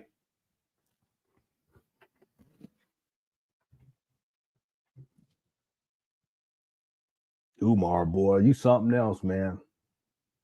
No, it's not that one. It's not that video. Not when he turned the heat down. That's another video. This the video. He was inside of a hotel. It looked. I think it had like a refrigerator or an oven in the back. It was nicer, and he was in there by himself, sitting in that chair. It's possible he even had no drawers on. It's possible, but someone handed him some. I thought he scooted off the screen. He might have just put them on like under like this, so that his phone couldn't see it. But we spent some time trying to figure out what was going on, and then we realized, wait a minute, someone just handed him his shorts. Umar been living like that for so long. Yeah, y'all remember, but that was wild. Which video I've been looking for? Which video you were looking for? Let me know. What's up, KKC? Again, thank you, brother, for sending me. You didn't have to do that. I really appreciate it. He sent me those pictures. That's just wild. Yeah, he ain't got no game. That's one thing about Umar. He ain't got no. What you guys talking about? What you guys want me to play? There was a pillow thrown at him, and I ain't never seen that one, James. What he was in a hotel room, someone threw a pillow at him? Or was he out in the parking lot? I got the picture of Umar, he in a parking lot selling them FDMG pillows. He's holding them like this. I said, man, I saw it today because I've been organizing my files. Okay. Yeah, he got up and went to go use the bathroom because that was a video. He went to go use the bathroom, left the door open, and you can hear. I don't even know if he left the door open or not, because he's done this quite a few times. And then he urinates, but you can hear it in a live. And then he comes back and people were clowning him about it. He got mad about it. He says, "Why are you listening to me? You live stream anyway." Okay, you remember? Yeah. There's people that didn't think he had any on. I try to just give him the benefit of the doubt. I say he has some on, but it's possible that he did. What you guys want me to play? Okay, let me finish up with this right here. Now, how long ago was this when y'all brought him out there? This has to have been like 2 years Yeah, ago. lady. Yeah, another reason why they were clowning him because he flushed the toilet. He didn't wash his hands, but he's done that quite a few times. He's done it in several videos. It just goes to show you, how he lives in filth.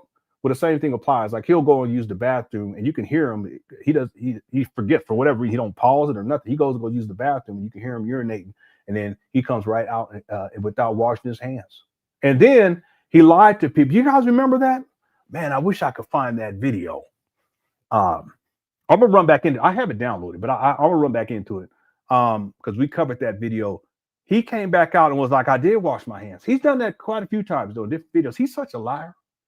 Like you hear that the guy you hear him, and then you can tell that he didn't wash no hands. But he comes back out and people are like, "You didn't even wash your hands," and he's like, "No, I did wash my hands."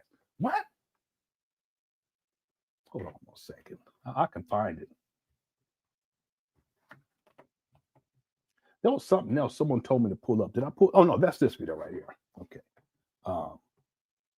I may not be able to find this one, but just in case, if we have a little extra time. I was planning on being on here for like an hour, but it is what it is. We can hang out a little while. I don't mind. Could you play yeah, I remember that one too. Yeah, that's when that lady came up there to the school and he was over talking her. That was during COVID, remember? Because he was spitting all on the books, and then he gave her the book that he was spitting all on. You guys remember that? This guy, he's so dirty. I apologize. I don't want to do him like that, but he's dirty. Yeah, he was he in China or Japan? I can't remember where he was at, but there's a couple of videos, maybe 3 videos of him where he goes and he uses the bathroom and leaves it. No, he did do that while he was over in Asia somewhere. But there's 2 other videos where he does the same thing, but there's one video in particular where he doesn't. It's clear. I think 2 videos where he doesn't wash his hands, and they clown the shit out of him. But then he just denies it. He's like, "No, I wash my hands. What are you talking about?" Okay, let me do this. Did I get on super chats? Hold on, real quick. He got that wrong. No, she didn't give it up. So good for her. She didn't give it up, and thank goodness. Yeah, and she was like, because she had met him the day before, and he wanted crushed it, and she was like, she even said, I don't even want to repeat it, but she was like, he the type that wouldn't want to use a condom. I wouldn't be surprised. Oh Jesus! Thank for the super chat. This is just crazy for him to be living like that.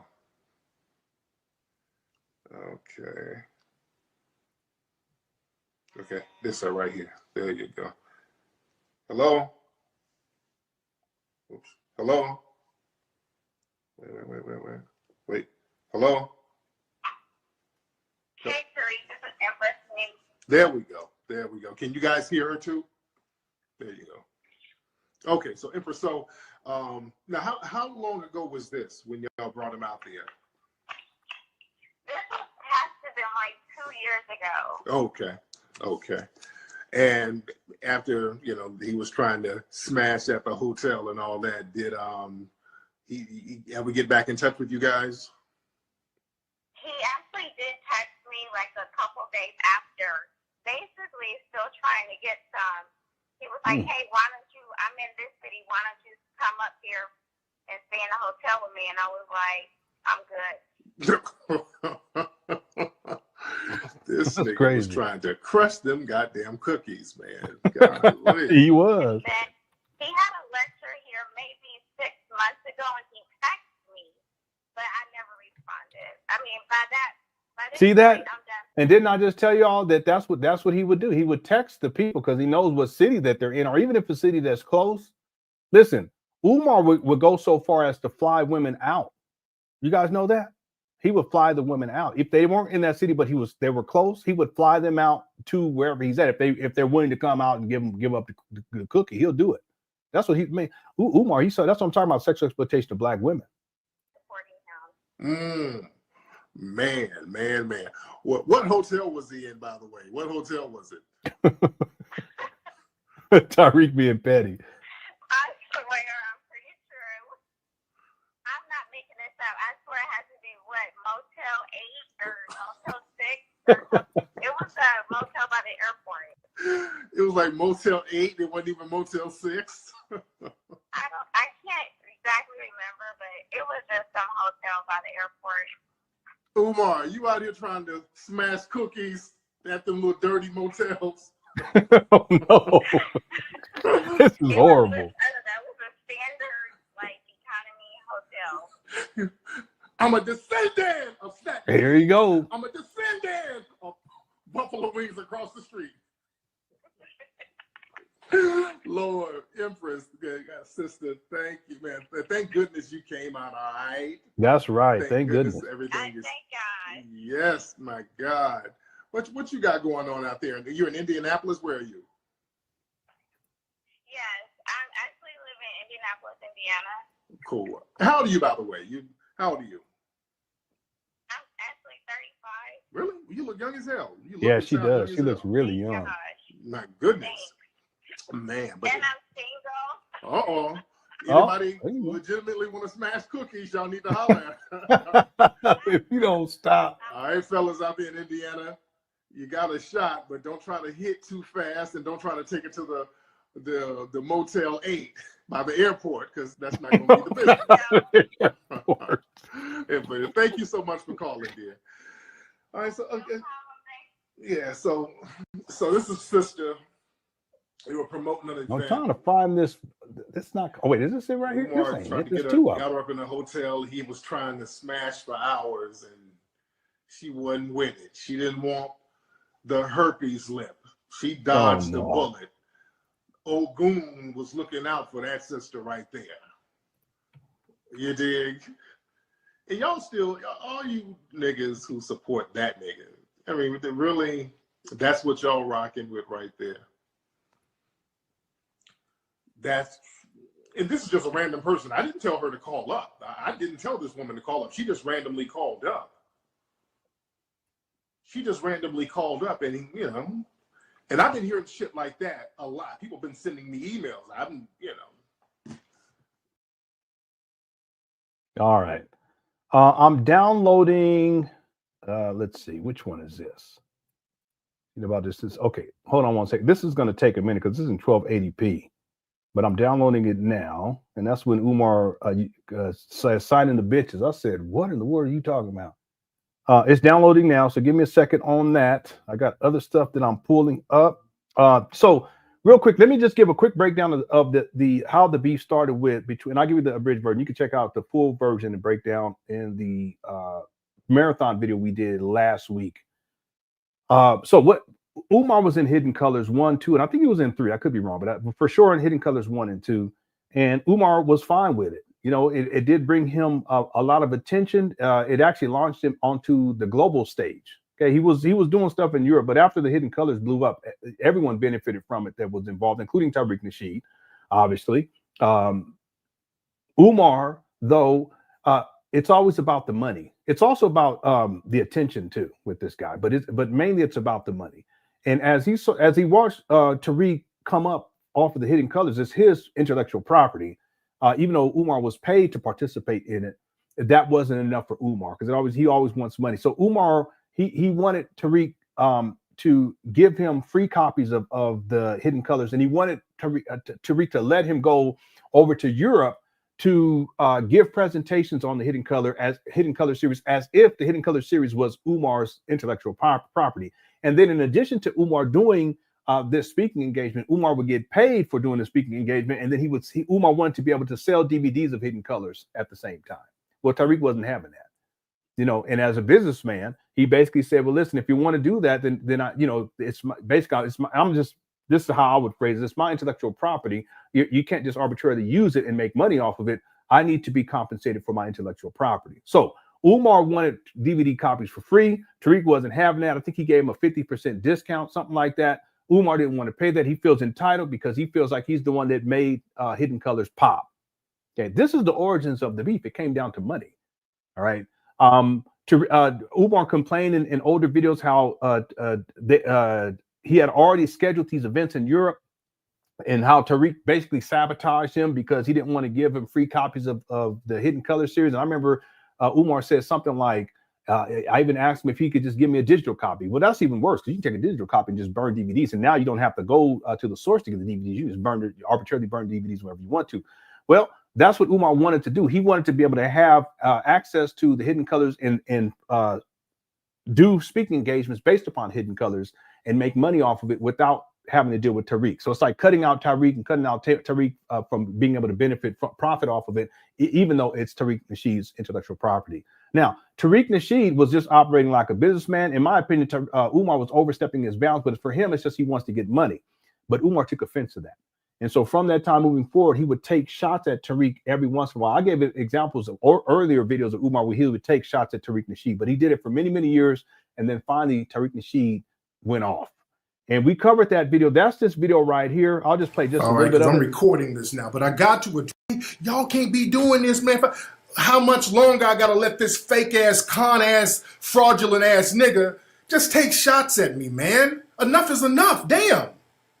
I'm defending this nigga. He just did a video. Well, you talking about you neutral. You didn't have my back. You said charge it to the game. If Umar stole something. I didn't say all that. What the fuck? Yeah, he's talking about the conscious stripper scandal. Tariq did make some comments, and Umar took offense to that too. What you talking about, nigga? This dude, Umar, man, he has been taking shots at me for the longest. I put him in my movie, he takes a shot at me. I defend this nigga against the stripper. When that shit popped off, I defended him. He came out shitting on me. Put up some tweets talking about when I went on my code of conduct tour, he's like, yeah, code of conduct, just keep my name out your mouth. The fuck? Then he deleted the tweet. He'd been doing little shit like that for a minute, man. I let it slide because I'm like, if I go in on this nigga, that's gonna look bad for the movement, what we trying to do. You know, I don't want it to be all crazy, but he's going beyond subliminals. Umar has gone beyond subliminals. He's been taking shots at me for years. I've let them slide. I've let them slide, family. I would like for you to find any public comment that I made dissing Umar. Hold on, somebody said this is Umar sneak dissing me last year. I mean, people send them shits all the time. Hold on. Yeah, this blew up big time. This was huge. Now, I don't want to rehash this because we covered it during the rant, the top 5 rant video. You guys can check that up. It was check that out. It was at the Thanksgiving marathon. But there's another video. If you guys don't mind, we can play this and then close out the show. And this is like a more calmer well, man, it's an hour and 40 minutes. We're not going to be able to get through that tonight. Goodness, there's no way. I could play maybe tomorrow if you guys want to. We can just do that video. I don't mind. Let me know what you want to do because I got a couple of things and they're shorter videos we can just do real quick and then we can close out this live stream. And then maybe tomorrow, it'd be earlier. It would have to be early because I got stuff to do in the evening tomorrow, but it'd be earlier on in the day. We can go through this whole video. It's an hour and 40 minutes, and I would have to start early on in the day. Let me know what you guys want to do. Avon says it's crazy that everything about Umar has nothing to do with kids, not even his own. When is a kid going to be educated and people still believe? Shake my head. Yeah, this is a criticism that I've had for Umar for many, many years. All the talk. Umar's a talker. You know, he's an idea man. I'm going to do this. I'm going to do this for your black boys. We're going to teach them how to float ships. We're going to train them how to be black Rambos. I mean, he says all kind of stuff. One time he says he's gonna have a special Olympics, like for black kids, like a black conscious special Olympics. Excuse me. But see, if you look at it critically, you'll notice very quickly that Umar doesn't even deal with children. But that's not his intention in the first place. His intention is to get at these women, the children that ain't, especially the single mothers. He just used the children. I'm going to help these children, blah, blah, blah. That's what he did with the conscious stripper in order to gain access to more black women. And then he ultimately seeks to sexually exploit them. I mean, it's really a foul life to live, if you think about it, because you're using little boys and little girls, for that matter, as a way of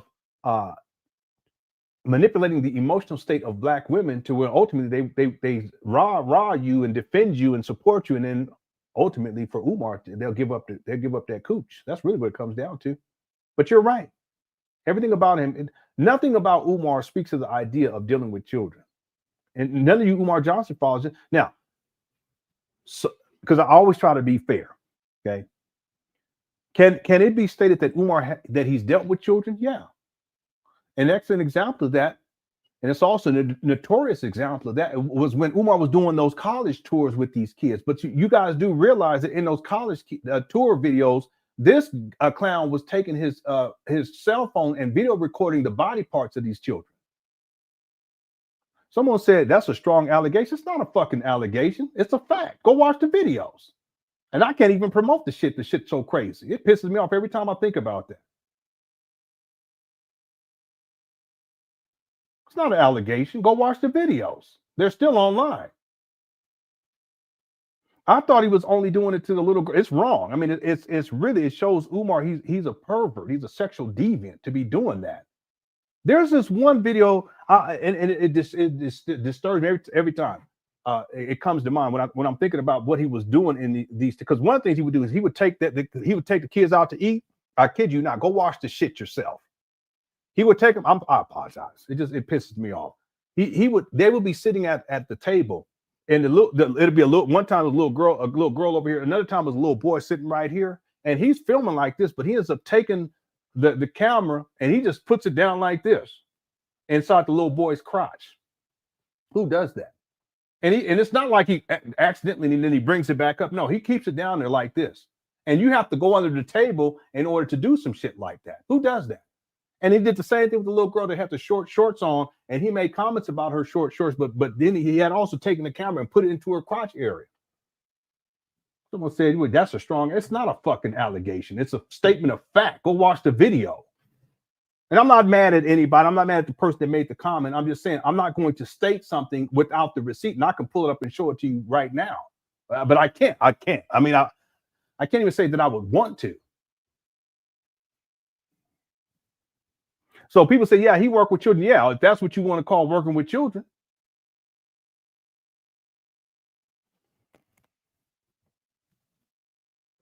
Umar, one of these days, all of this shit's going to come back and it's going to get you. And I don't want to hear you complaining about shit. And I don't want to hear none of you Umar Johnson fathers complaining about shit. And I don't want to hear no one say, well, Lenon, you was right either. I don't even want to hear that.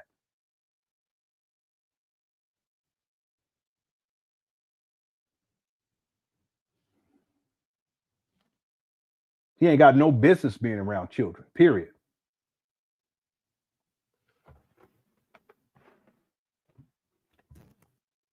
There's this one video where the little girl is Umar standing behind some fucking bushes. This is how perverted this guy is. He's standing behind some fucking bushes.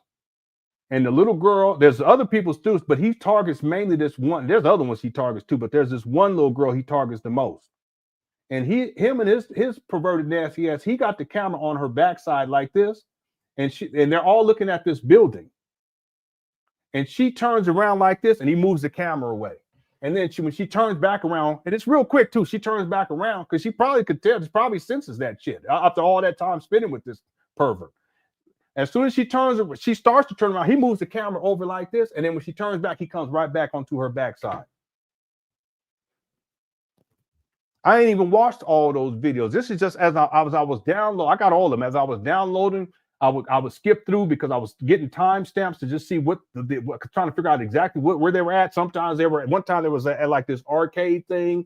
Another time they was at the Harriet Tubman house or whatever, blah, blah, blah. And so I would put that, it's all inside of my notes. And it's also how I archive my videos by date and then by the actual event, what's actually taking place. So Umar, one of these days, it's all going to come back. And when it happens, I don't want to hear you complaining about shit because it's time. It's way past time of what you're doing. Anyway, I apologize.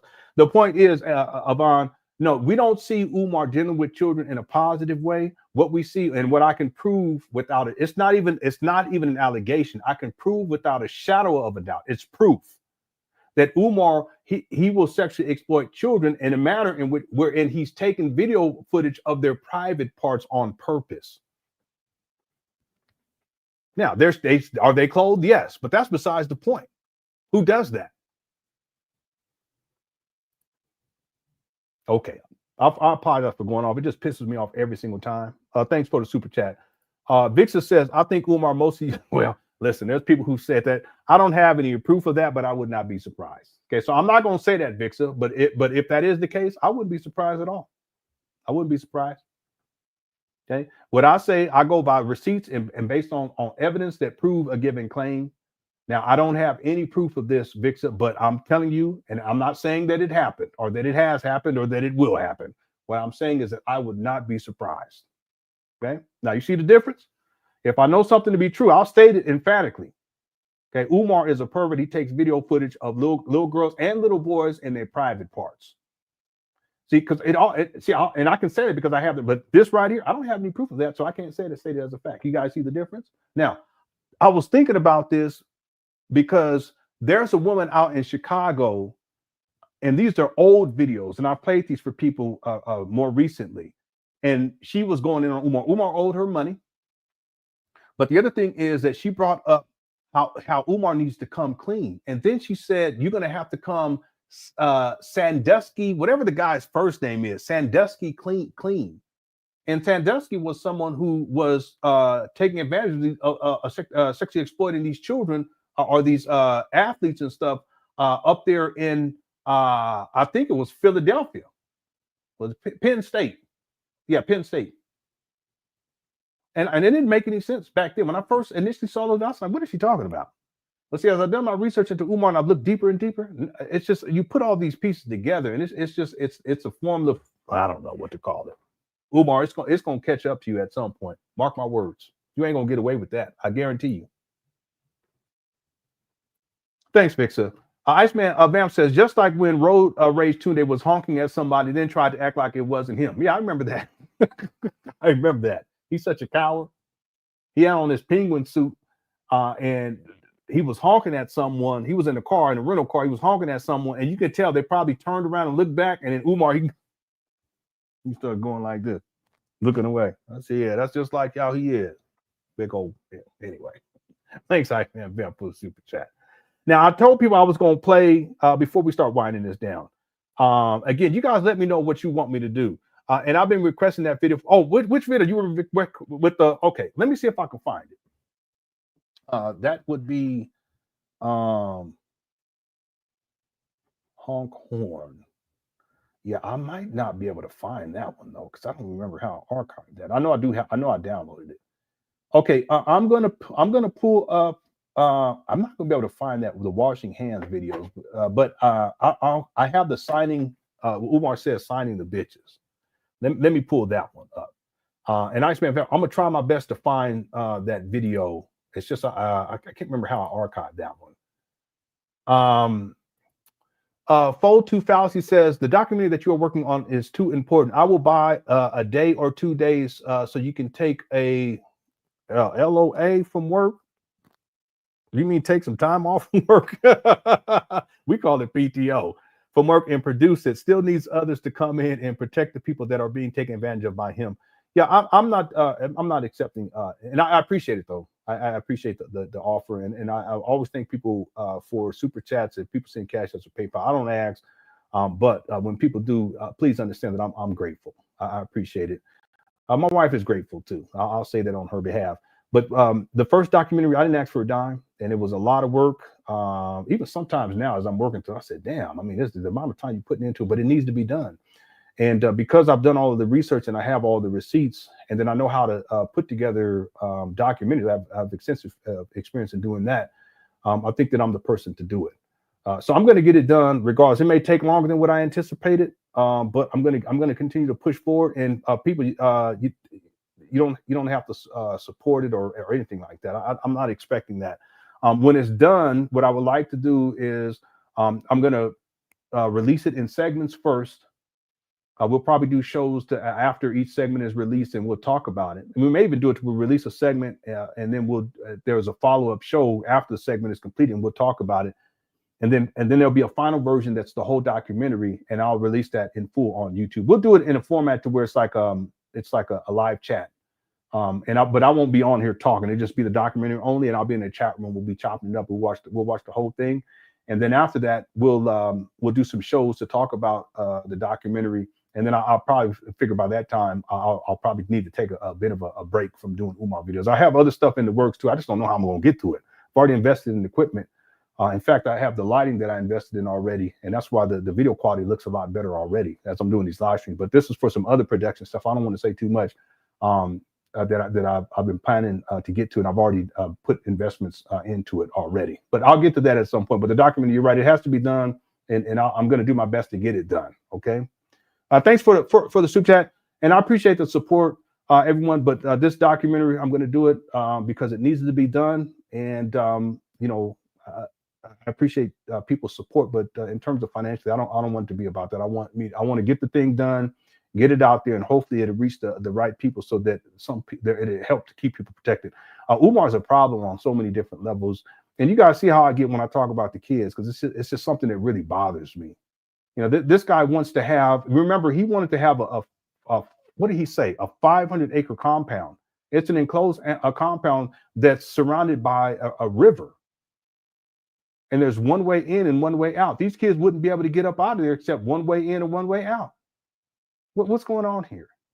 See, Jim Jones had a compound.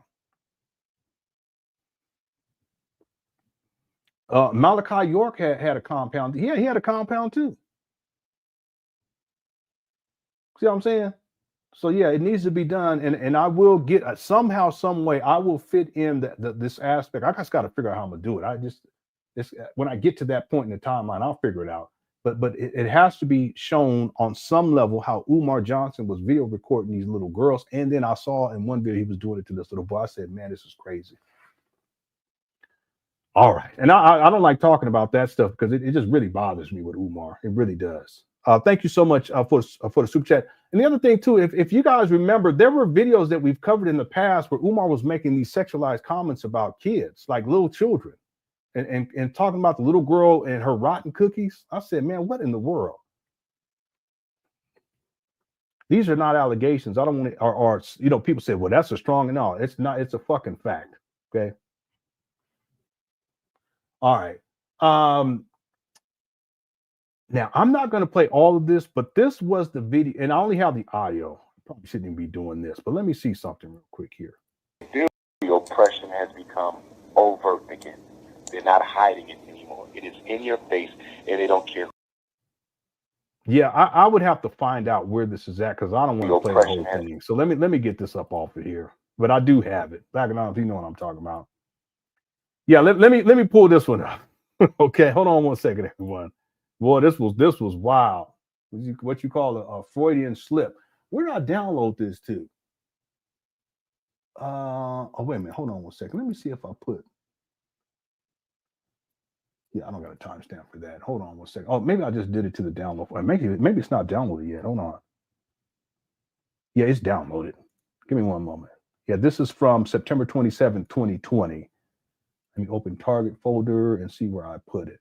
Oh, there it is right there. I don't know why it didn't come up. It's under live stream in the G drive. Yeah. Okay, one second, everyone. Wait a minute, but it doesn't look the same. Maybe I think he changes. He gets out of that, takes that jacket off. That's why. Okay, let me pull this one up. Here we go. I have to find the timestamp though. Yeah, this was in the middle of COVID.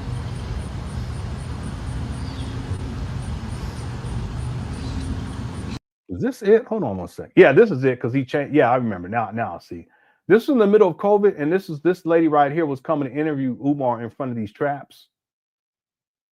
And Umar was getting books, and he was spitting all over the place. This is the middle of the COVID, and he's spitting all on the book. If you ain't got this, if you a black parent and you ain't got this book, if you a black parent and you ain't got this book, if you a black parent and you ain't got this book, if you a black parent and you ain't got this book, you in trouble. Let's open it up one time. Black Parent Advocate, 570 pages. 570 pages, Dr. Papa. What y'all talking about? How you gonna do 570 pages and no source material whatsoever? That's wild. What y'all talking about? 570 pages, Prince Pan African. Now you see that? All mines, all mines, all mines. Y'all better get it on drumarjohnson.com. It's stick it in your Bible. It's stick it in your Bible. You better get it on drumarjohnson.com. Order it right now. Unless you live in New York, come get it October 30th. If you live in Atlanta, come give it November 19th. If you live in Fort Lauderdale, Florida, come get it December the 10th. It's the Black Parent Bible. One place, all the solutions. The Black Parent Bible. Can you guys believe this guy? Yeah, Joshua, and this is in the middle of COVID. Y'all remember this? Yeah. Wow, now watch this. It's crazy. First psychologist in American history to do this for Black parents. I'm the first psychologist in American history to do this for Black parents. The Black Parent Bible. The public schools are scared now. Betsy DeVos is scared now. Donald Trump is scared now.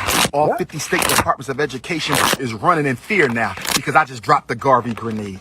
560 pages. Once you read this and you read psychoacademic Holocaust, it'd be nothing they can do to me. Oh my God. I wonder if it is double space. I know, Bridget. He always hollering and yelling and shit. How's it going, Honey Pot? Yeah, all minds. It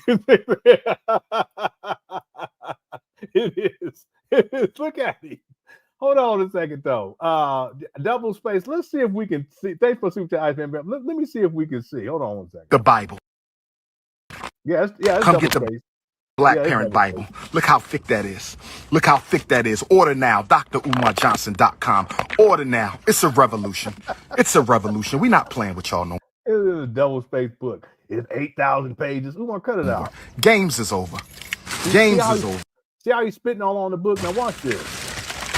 About to throw that unapologetically African hat. Get that about to throw this. Yeah, Umar don't be acting at like this. Well, he still does sometimes, but in 2020, 2021 was crazy with this guy. Okay, so I just want to show y'all something. He changes, and he actually gives that same book to this lady. Watch this. We not playing. See, it's the same book. He just got done spitting on it, open up the pages, spitting on the pages. African Apparel. We're not playing with y'all. It's not a game. It's not a game right now. The number one scholar, the number one book, number one organization. What organization you talking about? Frederick Douglass was 6'3", I'm 6'3". Here he go. Frederick Douglass was 6'3", I'm 6'3". Stop the hate. They hated on him, y'all hating on me. It must be a family thing. I need a copy of that book now. Well, I'm passing this to you. This is going to be your book, Queen Mother. You doing the interview, you getting a free copy of the Black Parent Advocate. That's how we do. We take care of the elders. That's what we doing. That's what we doing. Show the cover one time. All right. There you go, the Black Parent Bible. That's how we doing it. You talking about Elder Umar? You about her same age. That's the COVID copy. The red, black, and green Garvey stone. I'm telling you, this is That's okay. We about to hurt him. Ain't that right, Kevy Kev? all right. That's my man Kevy Kev right there, y'all. Straight from Wilmington. He be looking out for me. This the brother who helped me keep the school locked down, keep everything good right there. That's my man's right there. I wonder if he's still around. I ain't seen him. I have 25 years or more of experience of custodian and maintenance. That's right. All right, that's fantastic. We not playing with him. All right. We not playing with him. You got it. Now, I just wanted to tell me when you're off camera. I have some questions for You got some questions like what? Okay. Throw them out there. The people can know me. I'm transparent. Ain't no secrets with me. So what it is, what we're going to cover. I wanted to get 2 to possibly 3 conversations, okay? What's the first conversation? First one is on the book, okay? The book. This is your second work. That's my second book. Looks like a manifest. It's a manifesto. The Black Parent. I should have called it that. Yes. That's going to be the next one. Black Parent Manifesto. Here he go bullshitting. Notice how he overtalks her. First time ever. I know it's First time ever black psychologist ever broke down the school system legally, step by step, strategy by strategy for black parents. I'm the first to do it. I'm the first to do it. So the question I'm going to ask you is, tell us about the book. The first book, give them an idea. What the first book, and then where the second book pick up at. And the second. Now, give me the name of the first book. The first book is Psychoacademic Holocaust. This is so ridiculous. The Special Education and ADHD Wars Against Okay, I could skip to the part, but I'll let it play because it's about 3 minutes. Let me let this play. Let me have me a little drink, okay? Black boys. Oh, this is in the car. Let me just do this. Okay, it's in the back seat. All right. Okay. Okay, you should be able to open it. Psychoacademic Holocaust, the special education and ADHD wars against black boys. education. Go to drumarjohnson.com and get your Ifa Tunde apparel 10% off. The code word is uprise. Hoodie up. And when you get your hoodie, your t-shirt, your hat, your face mask, you take a picture and you send it to me so I can post it. Ladies, take that sexy, beautiful picture. Send it to me. Brother. See that right there? There you go. Take that alpha male picture, send it to me. I'm going to post it up. Get your Ifa Tunde apparel. Nat Turner Land, 1111. This is Dr. Umar's 10th consecutive year of going to honor Nat Turner. 10 years straight. We will be down in Nat Turner Land. 189 years ago, they murdered the greatest black revolutionary to ever walk on American soil. November the 11th, 1831. This is 189 years later. We still unapologetic. We still unapologetic. So we're good. Okay, so what I see is first we're going to talk about the book. We're talking about the first one and how this picks up where that left off 7 years ago. 7 years ago. The first book was released in Brooklyn, New York on March the 6th, which is the anniversary of. Is it? Huh? No. It's in a brown paper bag in the back seat. You should see it on the seat. I think I left it. Brown paper bag. Stop hating. The interview ain't started yet. Y'all hating. If you don't see Stop a brown, hating small on the paper God. Bag, no. Stop then look in the hating. glove compartment. It's in the glove compartment. It gets no better than me. It gets no realer than this. Okay. Okay, so we're going to talk about the book, the inspiration for the book. March the 6th of 2013. March. So this in New York City, 6, we released the first book on the anniversary of Ghanaian independence, March the 6th. Okay. And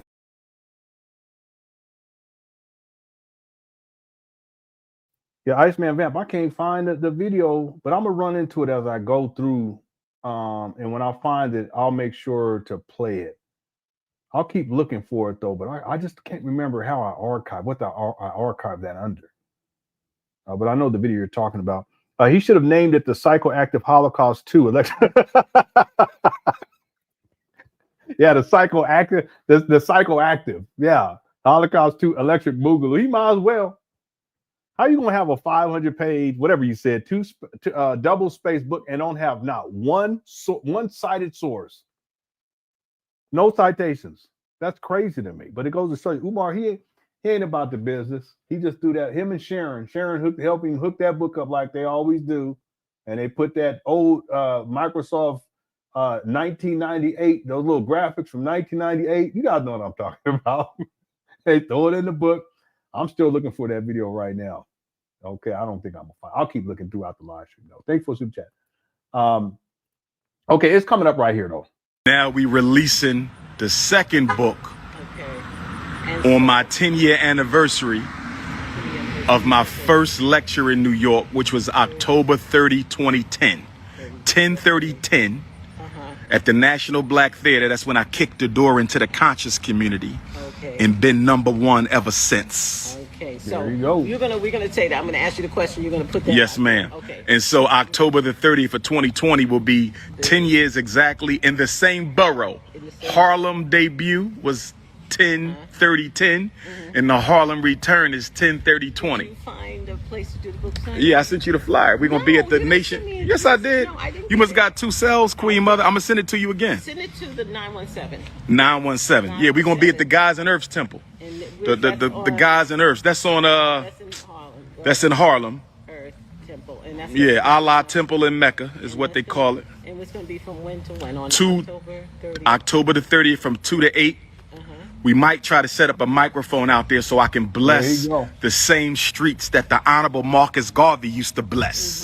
So we're going to bless the people. Thank New York City for holding me down for 10 years. Brooklyn, Harlem, Staten Island, Bronx, Boogie Down, Queens, all of New York. And then I'm going to start signing the pictures, excuse me, and taking the pictures. All right, that sounds powerful. Slip of the tongue, excuse that. First,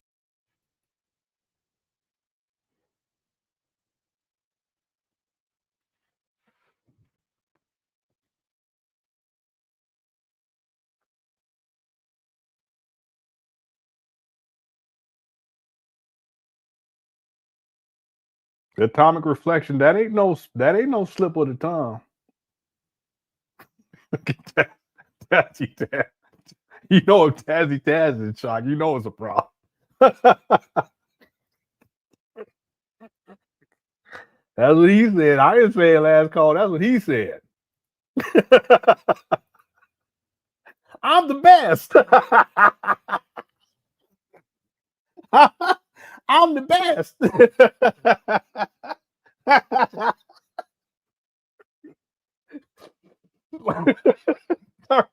Tariq kept doing it. He kept going.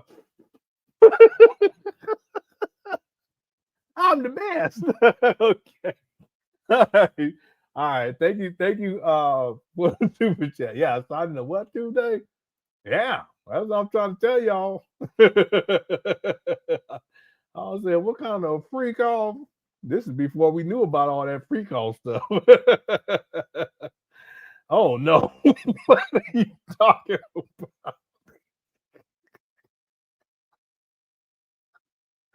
You guys, don't do that. Come on. You got sometimes you take it too far. All right. It's unnecessary, okay? Yeah, it wasn't no slip. He meant that. Trying to tell y'all if you want to run that back. All right, let's run that one back. All right, here we go. Be at the Gods and Earths Temple. The Gods and Earths. That's on This is right before the whole big fallout with you guys remember this? Back in Army, I know you remember this. This was right before, I think it was right before. No, it wasn't. Was it? The Lord Jamar, because I thought the Lord Jamar interview was in October. Or somewhere around October. I could be wrong. I would have to go back and look. But they ended up canceling him. Anyway. That's in Harlem. Earth Temple. And that's Allah Temple in Mecca is what they call it. And it's going to be from when to when? On October 30th. October the 30th from 2 to 8. We might try to set up a microphone out there so I can bless the same streets that the Honorable Marcus Garvey used. Yeah, but I'm not sure if the timelines fit. I thought this was that same time, though. Hold on one second. Where can I find this? Let me, because I have the date listed here. I have the date for this video listed as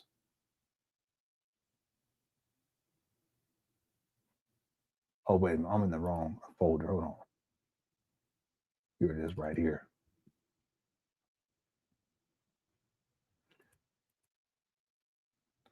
I have it. Oh no, that's right. This is from September. Yeah. So this is right before Lord Jamar, because I think the Lord Jamar was in October. September 27, 2020. Yeah. So what ended up happening was he was supposed to be speaking at the Gods and Earth Temple, but then Lord Jamar interviewed him, and Lord Jamar is part of the 5% Nation of 5%ers, and Umar went crazy. Y'all remember that? Umar went buck wild crazy. I mean, that's up there with the SETI rank. It's definitely in the top 5 for sure. And then as a consequence, they canceled him from that event. Yeah, some of this stuff I'll be forgetting about. Yeah, this was around that time. Yep. All right, here we go. To bless. So we're going to bless the people. Thank New York City for holding me down for 10 years. Brooklyn, Harlem, Staten Island, Bronx, Boogie Down, Queens, all of New York. And then I'm going to start signing the pictures, excuse me, and taking the pictures. All right. That sounds powerful. Slip of the tongue, excuse that. First, we're going to talk about the books. Yes. Second, we're going to talk about this. Look how Umar looking inside of his chat room. They was probably going in on him. He was like, oh, that's powerful. Yeah, signing the bitches. Yeah, sign those bitches. I said, oh my God, what? One more time. the same streets that the Honorable Marcus Garvey used to bless. So we're going to bless the people. Thank New York City for holding me down for 10 years. Brooklyn, Harlem, Staten Island, Bronx, Boogie Down, Queens, all of New York. And then I'm going to start signing the pictures, excuse me.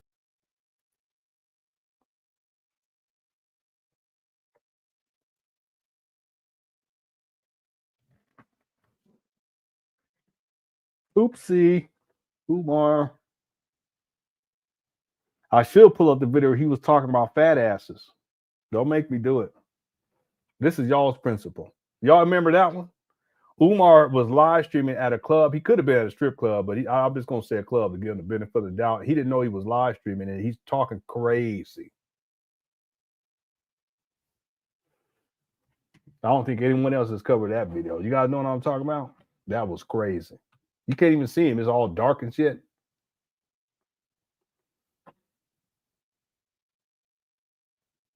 Yeah, you remember that? It was crazy. Yeah. Exactly. The books plus pictures. You would think it would be pictures, you know what I'm saying? But not with Umar. All right, he sure did because he wants to get them, crush them cookies. You know, that's what it come down to. Look, this is what Umar's all about. See your eyes shine, she's my so funny thing. In the winter lights, she's my sweet philosophy. Touch to my nose, this love of sky is so raw. Make you lose, stepping out of control.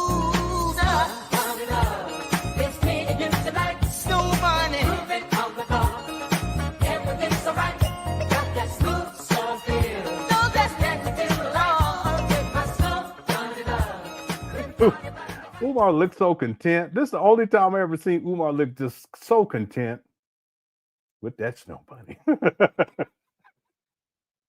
I shouldn't laugh. AI is getting out of control. Now, I have a couple of things. I'm gonna keep looking though. I'm gonna run back into it, Iceman Vamp at some point, and that's where Umar, he's the horn thing where he's sitting in the car. I'll come across it. Okay, you have my word on that. There's maybe two other things I want to show you guys. One, I want to show the video where Umar's in the gravesite. I think this is a video from yesterday. It might have been from today.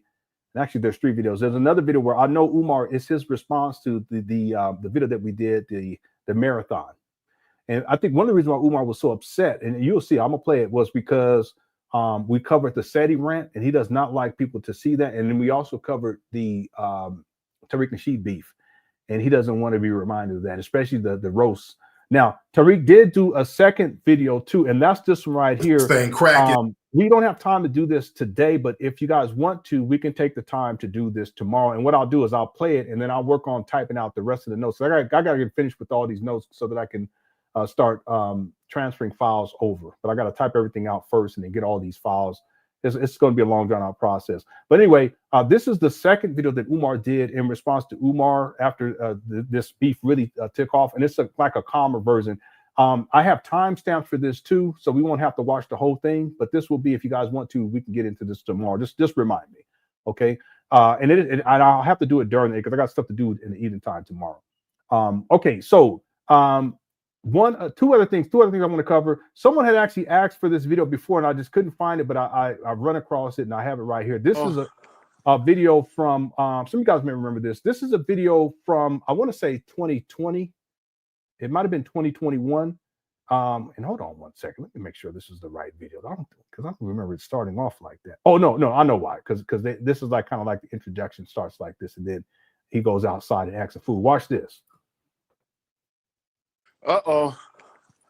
You know what we got to do.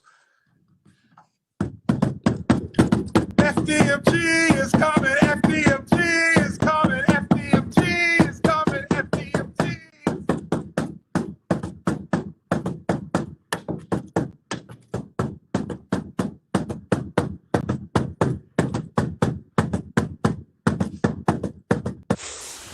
I'm a walking, talking, breathing 6'3" North Philadelphia bearded down salute.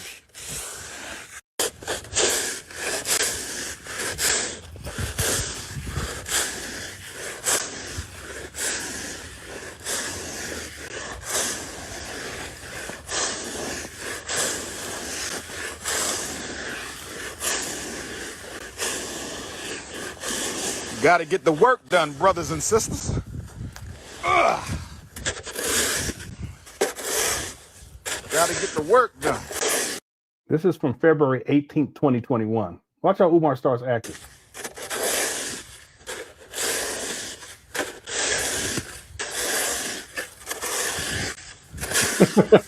Yeah. This is crazy. Yeah, I know.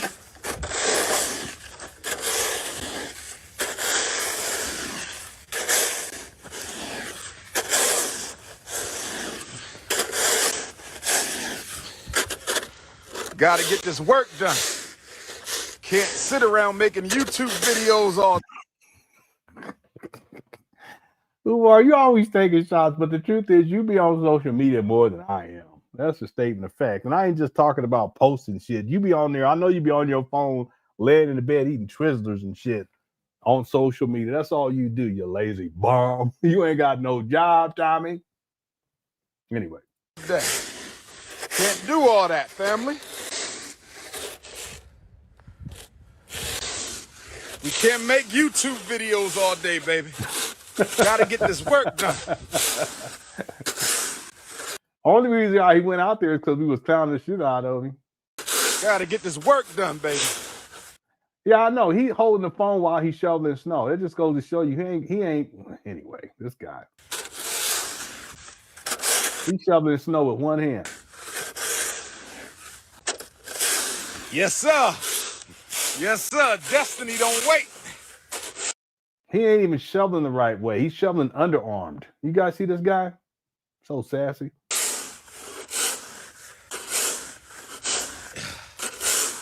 Destiny don't wait, brothers and sisters. No, he ain't got shit to do. Yes. Yes. Garvey. Nkrumah. Here you go. Lumumba. Get this work done, brothers. Get this work done.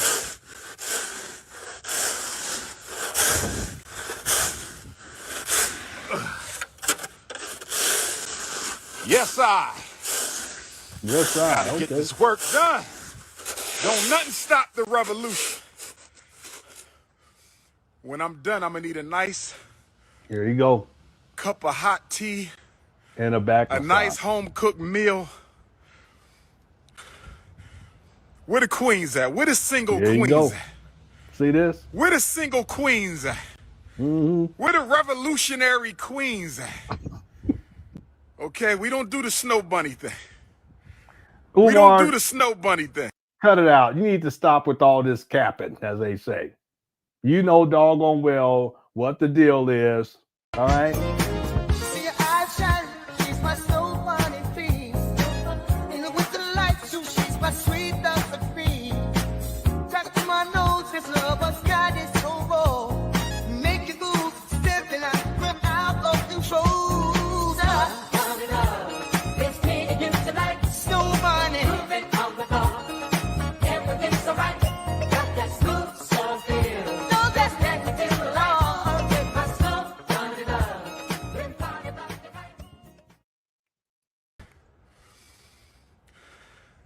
Work smarter, not harder. I'm with you. Copper Goddess. Brown hot chocolate. Here you go. I need a cup of hot chocolate. Mm-hmm. I need a cup of hot chocolate, man. It's the Prince, baby. We got to get the work done.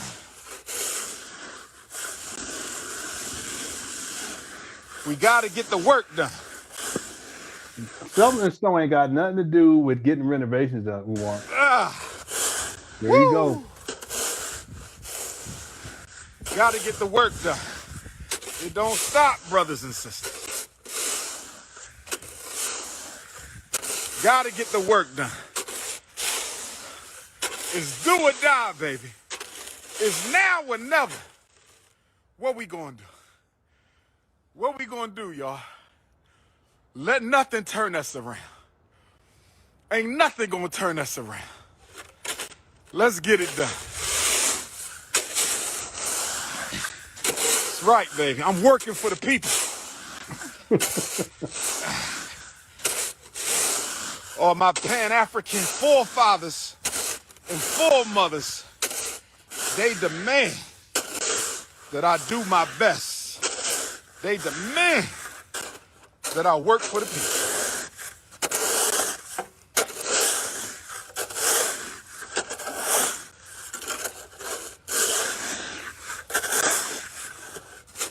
Yes. Woo. Woo. Hootie-hoo. Ifatunde. What in the world? I don't remember him behaving like doing all that. He's turned into a minstrel show. What is he talking about? Hootie-hoo.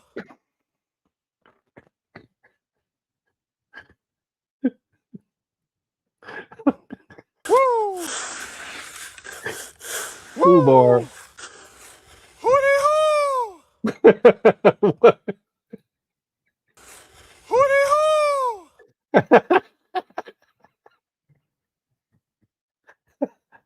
That's Umar's mating call and shit. He want that buffalo to come through. That's his mating call. He's trying to get. It's a wild boar, Baby.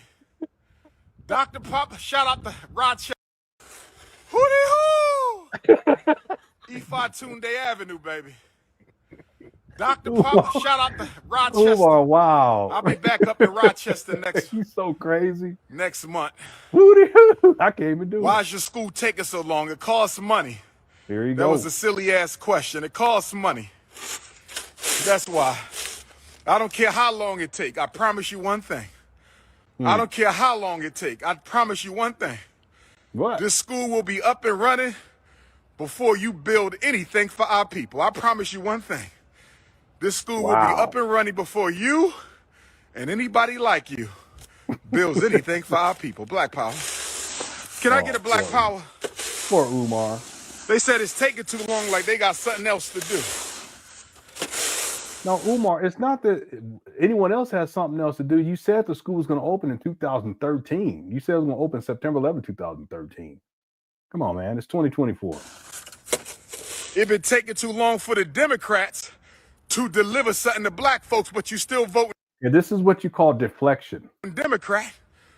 Okay, you ain't asking the Democratic Party how long it's going to take to deliver something to your front steps. Okay, you ain't asked the Democratic Party.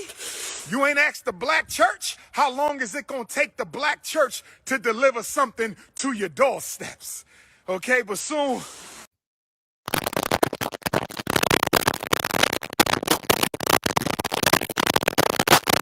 When we come with a school, a revolutionary academy for black boys, y'all want to ask questions. Y'all want to ask questions. Yeah. How many black boys you saved? I saved thousands. Huh? I'm the reason black parents know how to fight back. I am the #1 reason why black parents know how to fight back against the schools the right way. I'm the #1 reason. I am a solution. I'm a walking, talking, breathing 6'3" North Philadelphia bearded down solution. Black gold, baby. I'm the Muhammad Ali of this conscious thing. I'm the Sean Carter of this conscious thing. I'm the Floyd Mayweather of this conscious thing. You hear me? It don't get no better than Ifatunde, baby. It don't get no better than Ifatunde. I'm the GOAT. The greatest Garveyite of all time.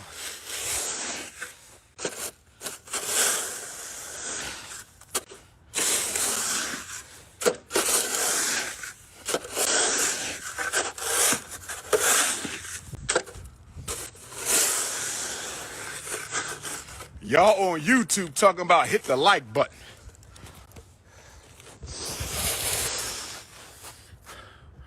Frederick Douglass High School coming next, baby. Once we done the Garvey School.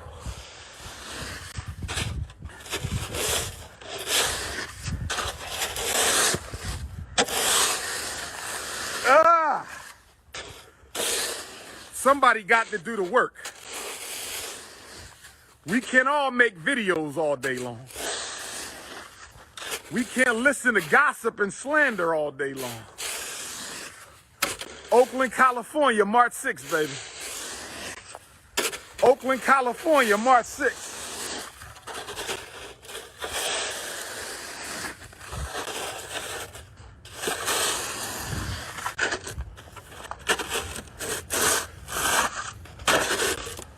Woo! Woo! It's chilly. See, we are African people. We don't deal with all this winter madness. Your ego is out of control. Okay, I'm back to everybody. Yeah, he was taking shots at me and the Good Crush chat right there, because we used to do videos and Umar would get mad. We would clown him because there was so much foolishness going on. In fact, the reason why he was out there was because we was clowning him and he had to act like he was getting some work done, but all he's doing is shoveling snow for no good reason.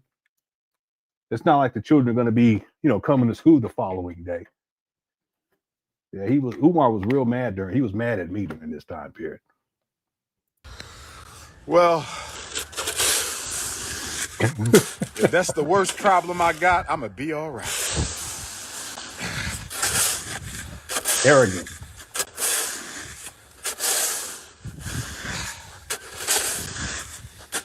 I'm the humblest brother you know, but I'm not going to argue with you. I'm the humblest brother you know, but I'm not going to argue with you.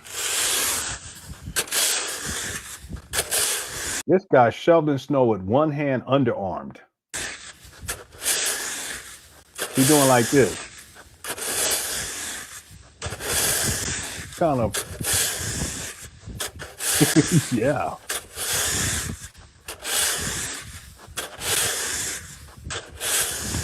Woo-hoo! Get the work done. Let's get the work done. Let's get the work done. Woo! FDMG is coming, baby. This is so ridiculous. FDMG is coming. Shout out to all my supporters. Why is he even shoveling? I think he's just shoveling to make it seem like he's doing something. He didn't have nothing to do that. Shout out to the loyal donors. Shout out to my African donors from the continent. No, I can't zoom in. My British Africans, my Caribbean Africans, my Central American Africans, my Canadian Africans, my South Pacific Africans, my Asian Africans. Yeah. I'm the most humble person in the whole world. What are you talking about? That's Umar.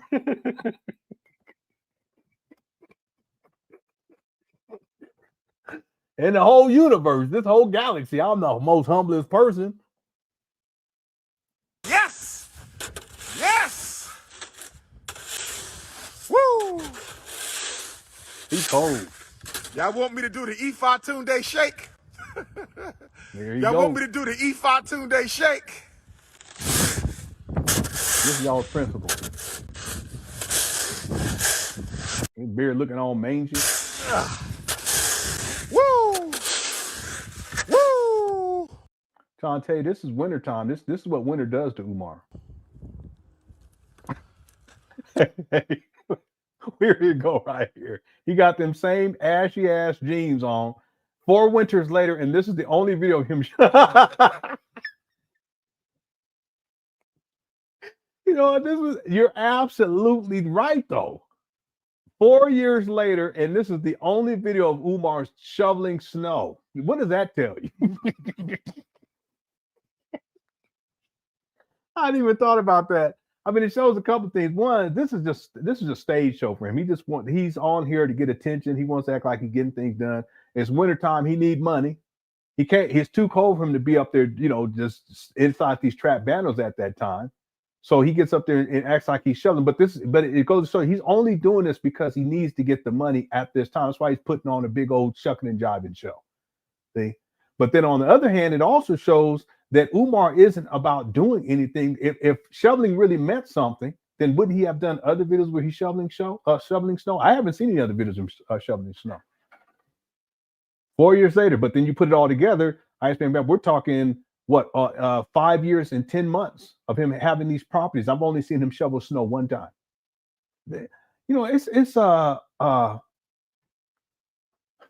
It's mind-boggling how this has gone on this long and people still believe this shit. Think about this. It's about to be 6 years. That's a long time. Damn. I mean, that's a very long time. My wife and I, we were talking about this today because her birthday's coming up, and she was like, "Yeah, I'm happy with where I'm at this year compared to where we were at the year last year, the year before, because we've made a lot of progress in our life." And I said, "Yeah, you're right about that. You know, and it's not just over the last year; it's over the last 5, 6, 7 years, 8 years, and we're so thankful and so grateful. You see, 6 years is a long time."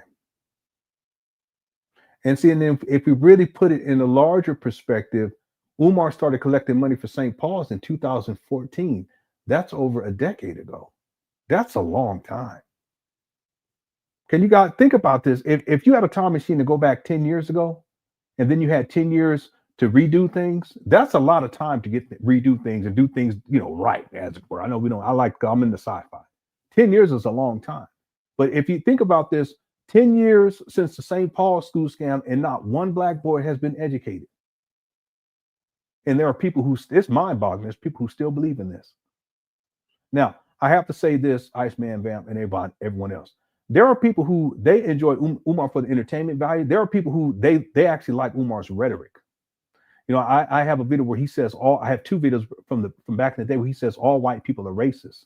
And yet, before we close out, he's at a white man's grave site praising the white man. And I get it because it's John Brown. But then on the other hand, Umar, if you say all white men are racist, then wouldn't he be racist too? He said all white people. Wouldn't he be racist too? See, some people enjoy Umar's rhetoric. It's contradictory oftentimes. Oftentimes he's coming up with making up shit. No support for it. No evidence to prove these claims. He be talking out the side of his neck. He's really good at that. Like on the spot. He'll just make up some outlandish shit. And his followers like that rhetoric. But that's what I'm saying. I get it. If you like the rhetoric, that's fine. But when it comes to the schools, and I guess it's fine for you because people, you can go and watch whatever you want to. If you into that bullshit, you're into that bullshit. That's on you. But when it comes to this FDMG situation, it's nothing more than a long con. You got this clown out here shoveling snow one time over the last 6 years, and for what? What's the purpose of shoveling snow? There's no real purpose except to give the illusion of progress. See, Umar's not. I'm sorry for going off. But Umar can't take his lazy ass in there to go do anything that's constructive inside those buildings at that time because he doesn't know what he's doing. The only thing he can think to do is to go outside and shovel snow. But that doesn't get this project closer to completion. And people still believe this foolishness. Thanks for Soup Chat. It's crazy. It's been going on for such a long time. When y'all get my age, some of you guys are around my age, and thanks, Iceman Van for Soup Chat. When y'all get around my age, you start to really think about time differently. And you can't be wasting time. You can spend time, like I spend time at work, okay, but there's a purpose for that, okay? I get paid. They offer a great 401k plan, a great package for health insurance, vision, and dental. Dental is really good. So there's a reason for that, you see? So you're not going to see me doing stuff that doesn't make any sense or it isn't impactful or meaningful. Doing these Umar Johnson videos is impactful and meaningful. Some of y'all in here, you guys used to be Umar Johnson followers, but by watching at least some of these videos, at a certain point you say, oh, wait a minute, something's not right about Umar. You see, that's meaningful. The fact that you guys show up shows that there's a purpose there. See, everything that we do should have some sort of meaning, even if it's just to come to interact with each other, because it's more of it's the Good Court Chat is very much family oriented. That's one of the unique things that we have here that you don't necessarily see in other places. Now, we may not have 5,000 or 10,000 people showing up, but the people who come, I mean, we have a good time. You know what I mean? The fact that Umar has been at this bullshit for over 14 years, but he conceptualized it in 2005, which would make it 19 years. And then after all of these years, 19 years, nothing has come of it. It's just one big waste of time. But see, for Umar, it doesn't matter. And here's why. Because even though he's going through these shenanigans and all of the foolishness and Brother Jose and Binky the Bando Bird and the white lawyer and the Archdiocese of Chicago and the HVAC and blah, blah, blah, even though he goes through all these shenanigans, it's really a form of shucking and jiving. the thing that has been consistent is that his followers send him money for a school that does not exist. So in his mind, it doesn't really matter. It doesn't matter that he's wasting time and he's wasting his life away talking about. See, if you guys think about it, at this pace, let's say if FDMG opens in 5 years and it's fully accredited, let's say in 5 years, Umar is going to be what, 55 years old? Come on now.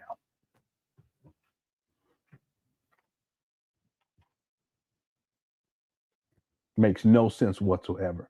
But I'm going to stay on Umar for as long as I can so that I can keep people protected from this clown. And not just you women, and you men for that matter, but also these kids. What I found out about this guy, Umar, is so disturbing. It's so disturbing. That is a great cause in and of itself to at least put videos out here that hopefully it'll keep this clown away from children. I'm about to get mad again. Anyway, thanks for super chat. Let me play the rest of this, and then I want to go to the video where Umar's at the grave site, graveyard, and that video is only about 2 minutes long, and then we close out the show. Thank y'all so much for tuning on in. If you haven't hit the like button and you're enjoying the show, if you can do that, I'd appreciate it. Okay. All right, here we go. Woo! Woo!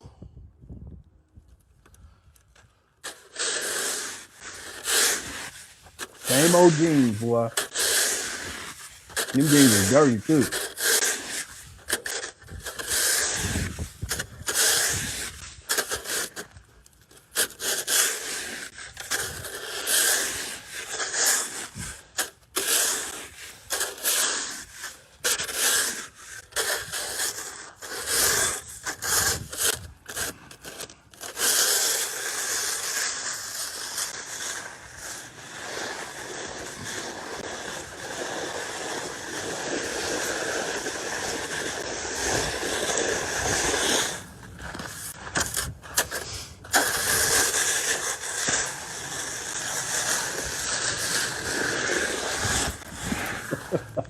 No, I know.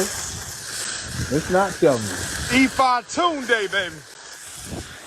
That's not even how you shovel. And see, I don't mean to be petty, but I had to get out here. I haven't yet because we haven't had a major snowfall yet. But I'll be out there shoveling, and I got to get my daughters. I ain't gonna have them standing outside in the bus stop, and I got to get out there, get the shoveling done. And then while I'm shoveling, I'll warm the car up so that when they get out there, it's clear enough for them to walk safely, and they get in the car and the car is already warm. Umar, you don't know shit about that, you clown.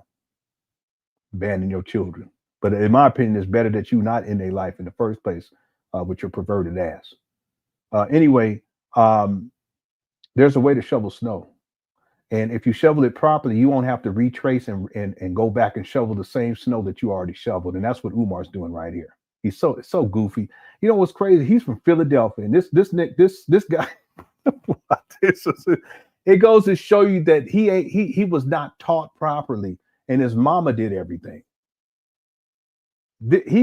Umar don't even. He's from Philadelphia and don't know how to shovel snow. But now, on the other hand, he went to the military academy when he was in the 9th grade. Sometimes he says 10th, but he was in the 9th grade, around 13. So maybe by the time he got there, he hadn't learned. So they did everything for him there. I mean, they gave him shit to do, but you know, Umar, he was so coddled. But I would think by the age of 13, if he's the oldest son, you would have. Well, anyway, it's sad. Here we go.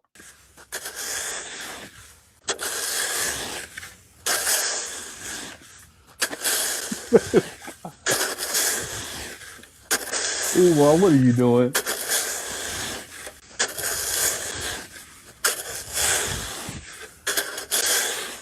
And why? It probably snowed the next day. Goofy.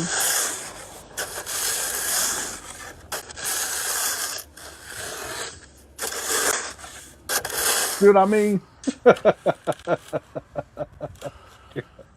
Umar don't know what he's doing. Look at that. I'm just having fun, but I'm shoveling. Why?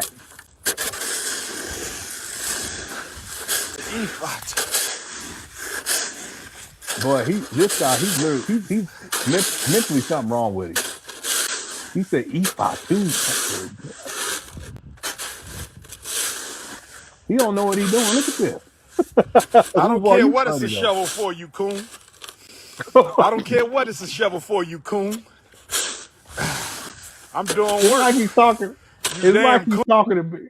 Yeah, Umar, don't call me that. I'm just telling you, you don't know what you're doing. You shouldn't be out here anyway. Why are you out here behaving like this? And woody hoo and all this stuff and fake I mean, you're such a faker. Well, you even get out here and fake shovel snow for what? Don't get mad. I'm just telling you. The job is getting done. All y'all want to do is criticize and talk shit. That's why.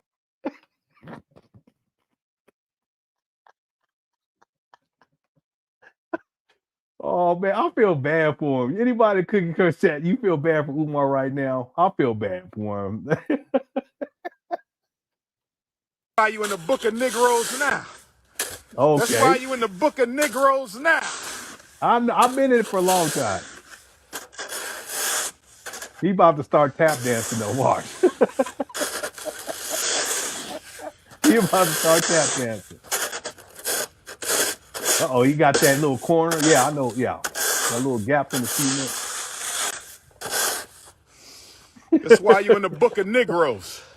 You ain't coming inside this school never. Okay.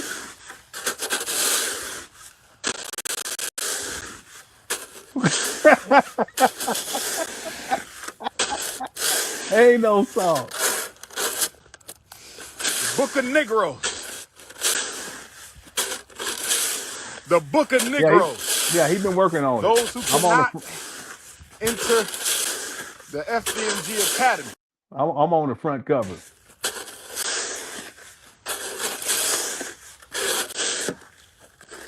Yeah, right there. Yeah, there you go.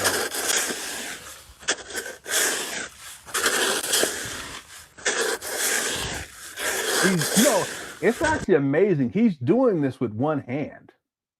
You guys know that? He's doing because he's live streaming, holding a cell phone. This guy, Umar, he's interested. Book of Negroes.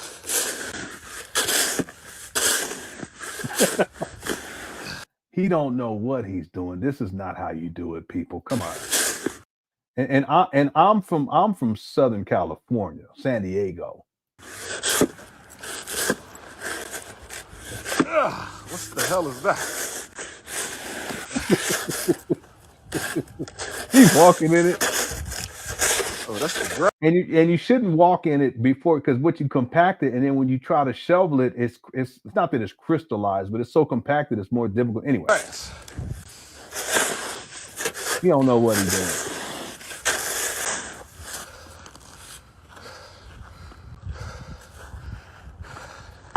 Yeah, people. Here we go. La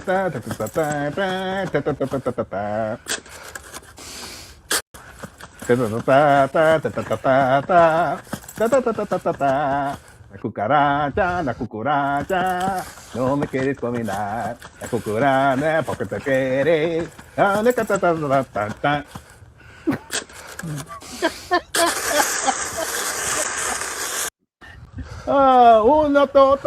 Otra vez, la cucaracha, la cucaracha. Porque te quieres, porque te quieres. ¿Dónde es que te iba? Otra vez la cucaracha. De que me da. Muy bueno. Otra vez, uno más de otro. Cucaracha, la cucaracha.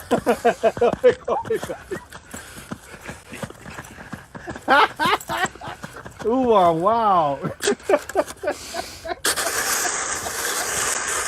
Why did he do that? Does anyone have any idea why did Umar just do that?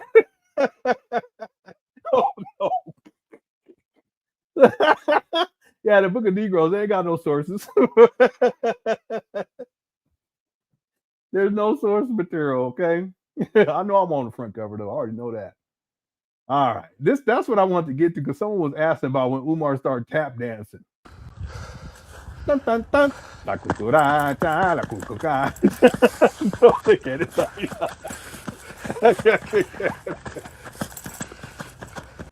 All right. Okay, let me pull up the last thing I want to show y'all, and we'll be done. Let me go pull this up. Give me 1 second. See your eyes shine, she's my soul funny fiend. In the winter lights, she's my sweet Josephine. Talk to my nose, this love has got its so raw. Make you lose, stepping out of control. It's me and you tonight. Snow bunny. Moving on the floor. Everything's alright. Got that smooth soul feel. No, that's Let me feel the light. With my slow funny love. Been funny about the right. All right. Okay. So there's a video that appeared, I think it was yesterday. It might have been today. And that's this one right here. Just goes to show you what Umar is doing with his time right now. Dr. Umar Tunde at the John Brown Farm in North Elba, New York, brothers and sisters.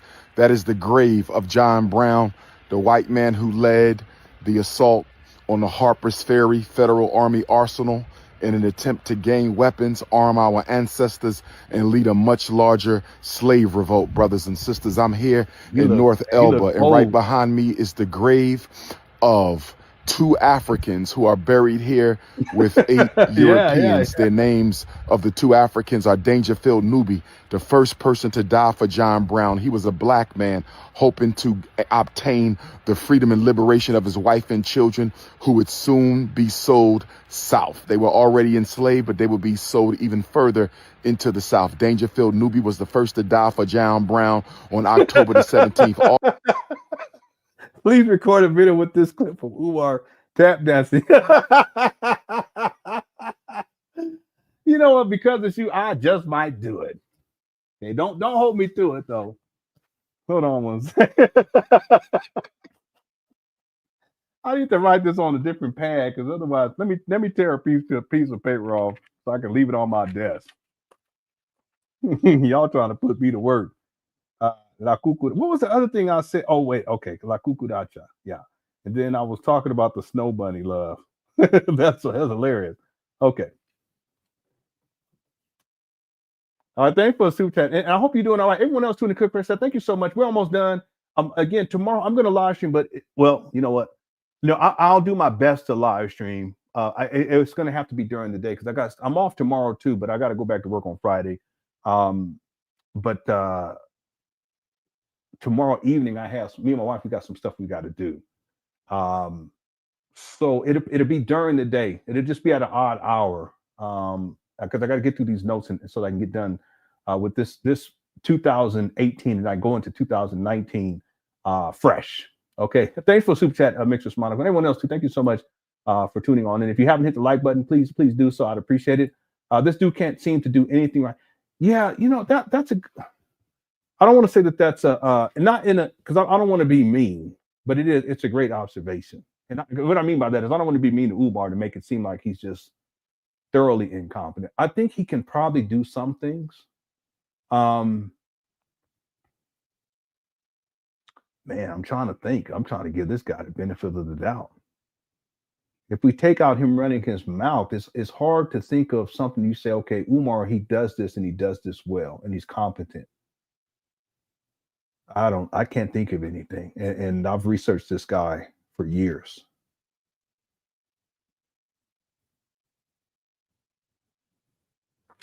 Another way we can look at this is, let's say that Umar did not have access to the internet. What would he be able to contribute to society?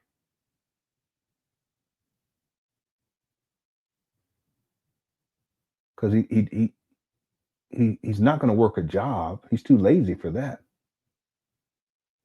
What would be his contribution? I really can't think of anything.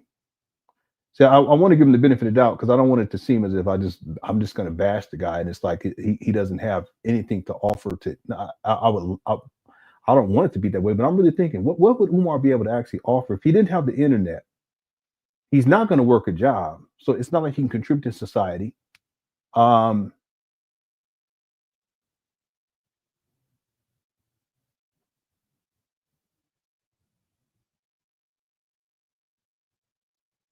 Yeah, I was thinking maybe he can, but he's not willing to work a job.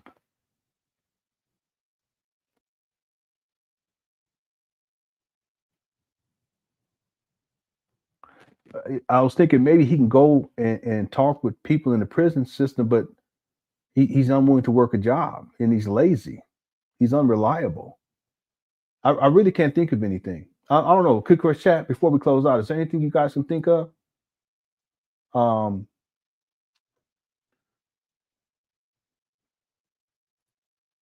Yeah, but is there anything that we can think of? Yeah, I know. That's crazy. He can't even lie good. I was thinking about this today. Umar's like, he's like a toddler. I said it earlier today. He's a toddler bum.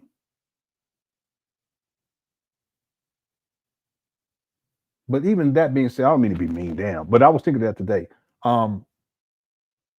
What would he contribute to society? I really can't think of anything. I really can't.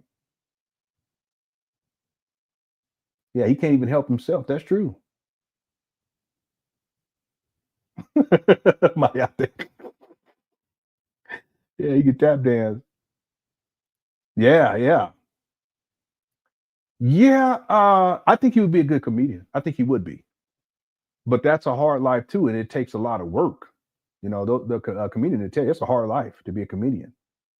Same thing being a musician. It's a hard life, especially if that's all you're going to do. There's people who are musicians, but then they transition. They become, let's say, a professor, you know, or something like that at a community college, at a university, that type of deal.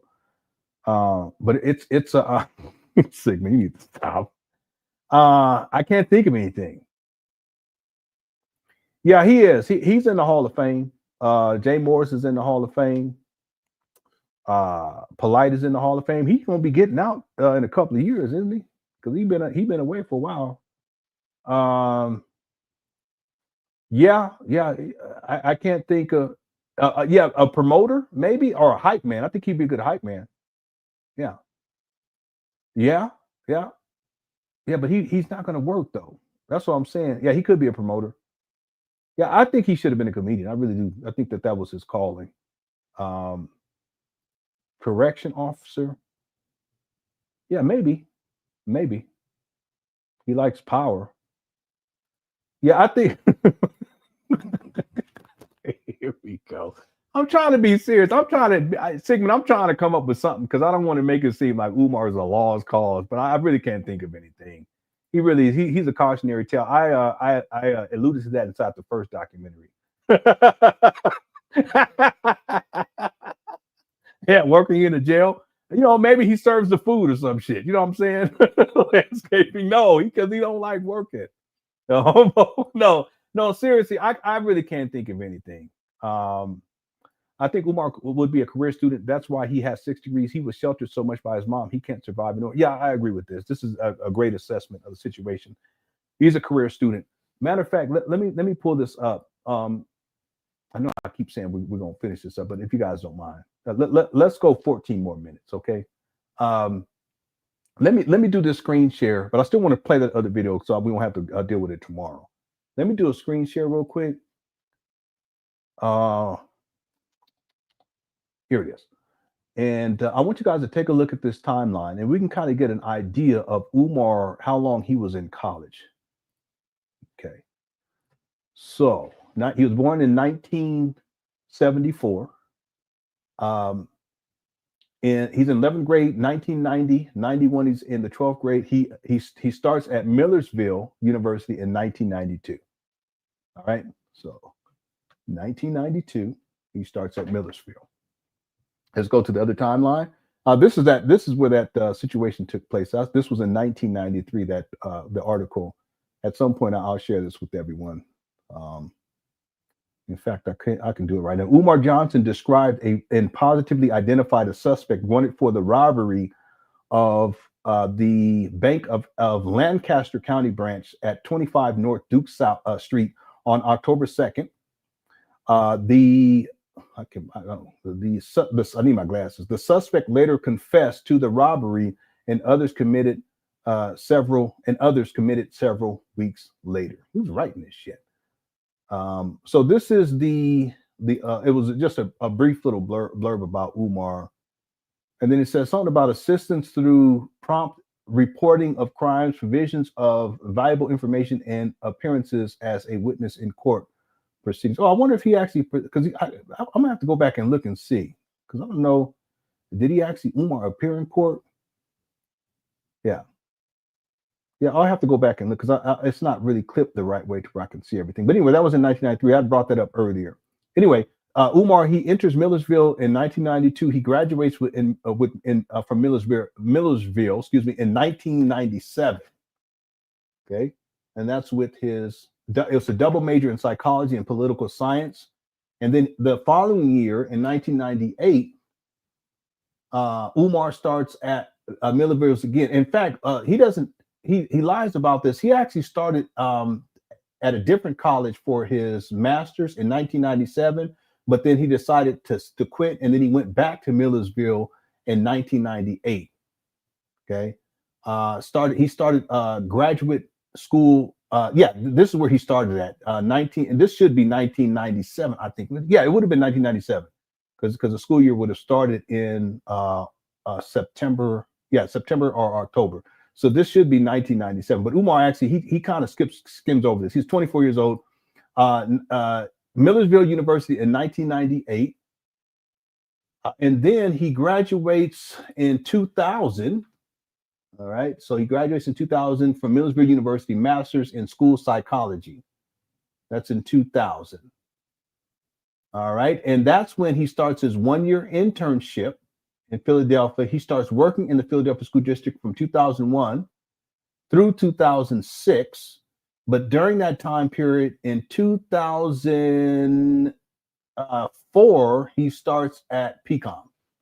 All right, so there's a gap there of 4 years. He starts at PCOM in 2004, and he was there for 8 years because he got his Master's of Science there. So 8 years would be to 2012. And then ultimately he got his PhD. Wait a minute. Well, there's this too, but he got his PhD in 2012. So that would be 8 years right there. But then he also graduated from Lehigh. This is all over the place. Lehigh with the Master's of Education in 2008. But we can put all of this. He graduated from PCOM with the Master's of Science in 2008 too. Graduated from PCOM and graduated from Lehigh. Oh man, it's all over the place. But the point is that we can say that he started at PCOM in 2004. Wait a minute, let me see something. 2001 graduated Millersville, Heinemann, Millersville University in 2000. I have to find out when he started at Lehigh. The video where he gives the Lauryn Hill story, that video should cover that. But when did he actually start? I would think that it was in 2006. 2004 to that's what I think. 2004, he started at PCOM, got his Master of Science in 2 years, and then he started probably in 2006 at Lehigh, and then got his master's there in 2008. But the point is that he's in school this whole time.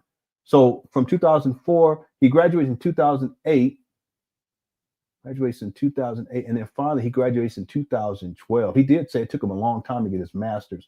Anyway, we can say that from 1992 all the way to 2012. Wait a minute, is that right? Damn, that can't be right. 2000, no, it's not 1992. That's why. No, it is 1992. 1992 to 2012. This guy was in college for 20 years.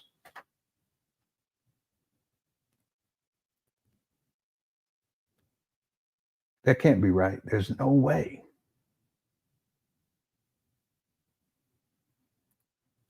See, there has to be a gap between the time that he graduated from PCOM with the master's in 2008 and then finally graduates with a doctorate at PCOM. It's hard for me to believe that this guy, it could have taken him 4 years to get it, because he did say it took him a lot longer to get his PhD. This guy was in school for 20 years.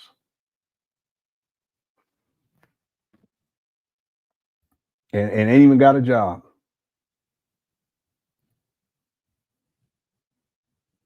Well, his student loan debt, it has, I mean, hundreds of thousands of dollars easy. No, Umar didn't catch a case. He basically was a snitch. That's what it was. Okay, that was in 1993, so he was probably 19 years old. That's where that article comes from. So he didn't catch a case. He actually he snitched on the person that did the crime, and it is what it is. I mean, the person did the crime, they should do the time. But that's what Umar did back then. You know, he always talked about we shouldn't go to the police and blah blah blah. Yeah, okay. But 20 years, yeah, that's a long time. So someone was saying earlier. Then we're gonna close out the show. Someone was saying earlier that you know, he's coddled by his mom. His dad is a bully. He's a drill instructor in the Marines. His dad was in and out of his life. His mama called him. He became a mama's boy. Everything was done for him and provided for him. I mean, he did talk about how they struggled and they were in homeless shelters.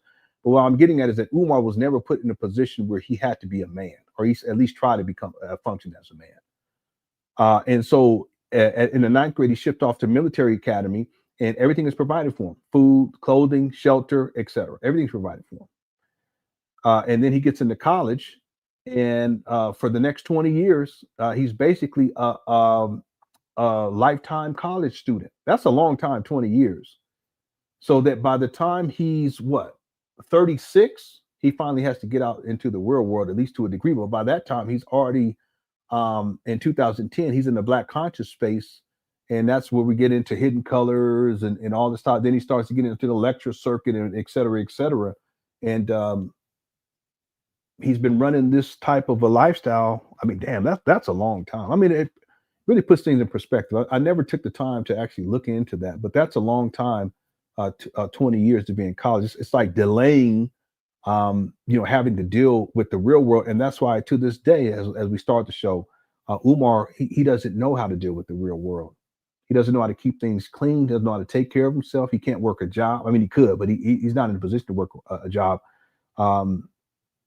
It's like a state of arrested development times 10. On some level, it's sad, but it is what it is. I mean, all the boasting that Umar Johnson does, the truth of the matter is that he was a 20-year student. Yeah, now you say, oh, you had 6 degrees in 20 years. Okay. Yeah, he owed about $47 million with all the interest, $407 million in student loans. Yeah, he really is. Yeah, he's very undisciplined. Okay, so let me play this video real quick, and we're gonna be up out of here. Here we go. So here, who died for John Brown and died for us, is Louis Sheridan Leary. He was murdered during the Harper's Ferry raid. Shields Green was hanged. John Anthony Copeland was hanged. Osborne Anderson escaped. He died, and he's buried somewhere near Washington, D.C. Brothers and sisters, we must remember the ancestors who fought for us. We must remember the ancestors who died for us. We must remember the ancestors who are still depending on us to liberate ourselves. This is the great rock. John Brown used to sit atop this rock, brothers and sisters, and you see the inscription here of John Brown, brothers and sisters, and the names of the white and the black men who died with him or fighting with him for the freedom of African people during the Harper's Ferry, Virginia raid. Y'all need to come to the John Brown farm and pay respects to our brothers, our ancestors, Dangerfield Newby, who some say inspired the movie Django, and Louis Sheridan Leary, brothers and sisters. We are still fighting for justice. What? We are still fighting for peace. This is your big brother, King Kong Consciousness. I'm speaking tonight at the University at Albany. I'm speaking tonight at the University at Albany. I'm speaking tonight, 7 o'clock at the University at Albany, brothers and sisters. It's the Prince of Pan Africanism, King Kong Consciousness, coming to you from North Elba, New York. Peace and Pan Africanism. Yeah, this is what he's doing right now. You know. Yeah, an interesting comment. I don't know if you can explain this. No value in challenging him on any of that. It is all from when he capitalized the child assessments. I know about the capitalization on child assessments in Pennsylvania schools. A lot of people don't know about that. That's why his reputation precedes him. They won't hire him even if he tried. With all the degrees, his reputation, it precedes him. He was a troublemaker and rebel rouser. The other thing too is that if any HR looked into Umar just let's say spent an hour looking into Umar and how he behaves online, they wouldn't hire this guy. They wouldn't hire him. I mean, well, not even God forbid, but let's say that they happen to come across a video where he's talking sexual talk about children. You think they're gonna hire him as a teacher or as a school psychologist? No, not at all. That's why it's always mind-boggling when there's teachers who actually and people who are mandated reporters who actually support Umar. They should be reporting his ass. You see? So I'm familiar with the child assessment thing in the Pennsylvania school districts. There's court cases associated with that. At that time, Umar was calling himself a school doctor, Dr. Umar Johnson, but he didn't even have his doctorate in 2012. You got to do the research.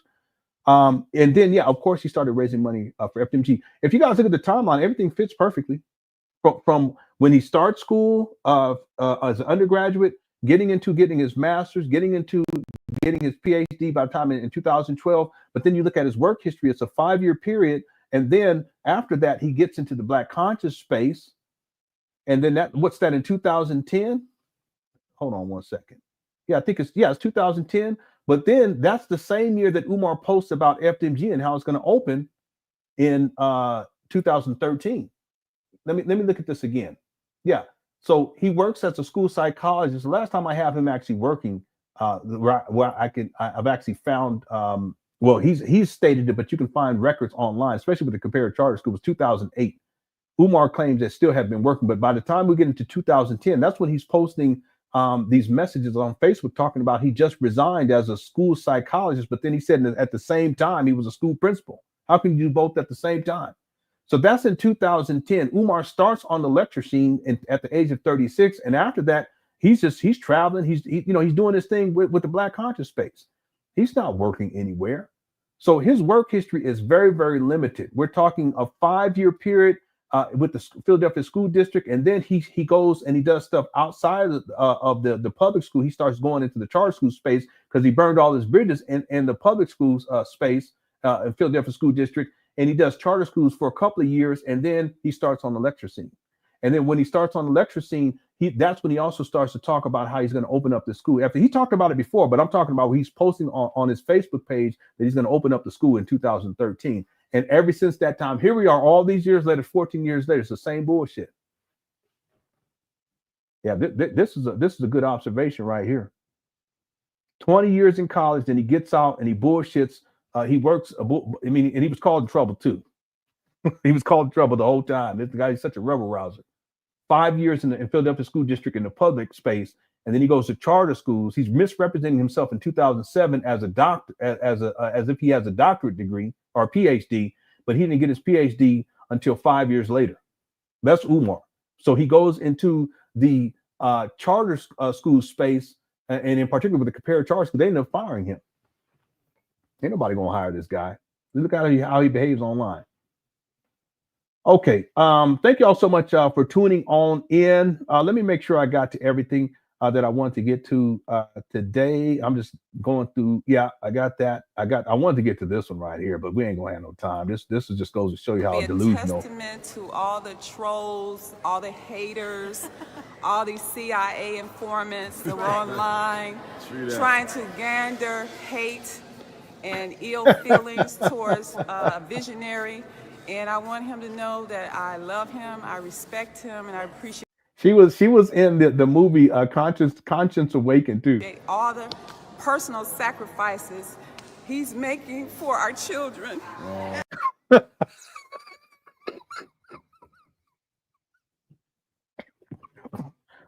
don't mean to laugh. We done. I don't mean to laugh because it's a woman, but my goodness gracious, this has to stop. She was part of the cult. She was. She was part of that FDMG Hotepper school. What was her name? Jasmine or something like that.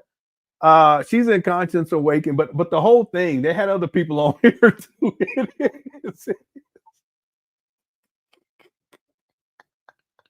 Yeah, Francis. That's Francis. She had them Timo tears coming through. Yeah. What's up, Edward? She said it's for the children.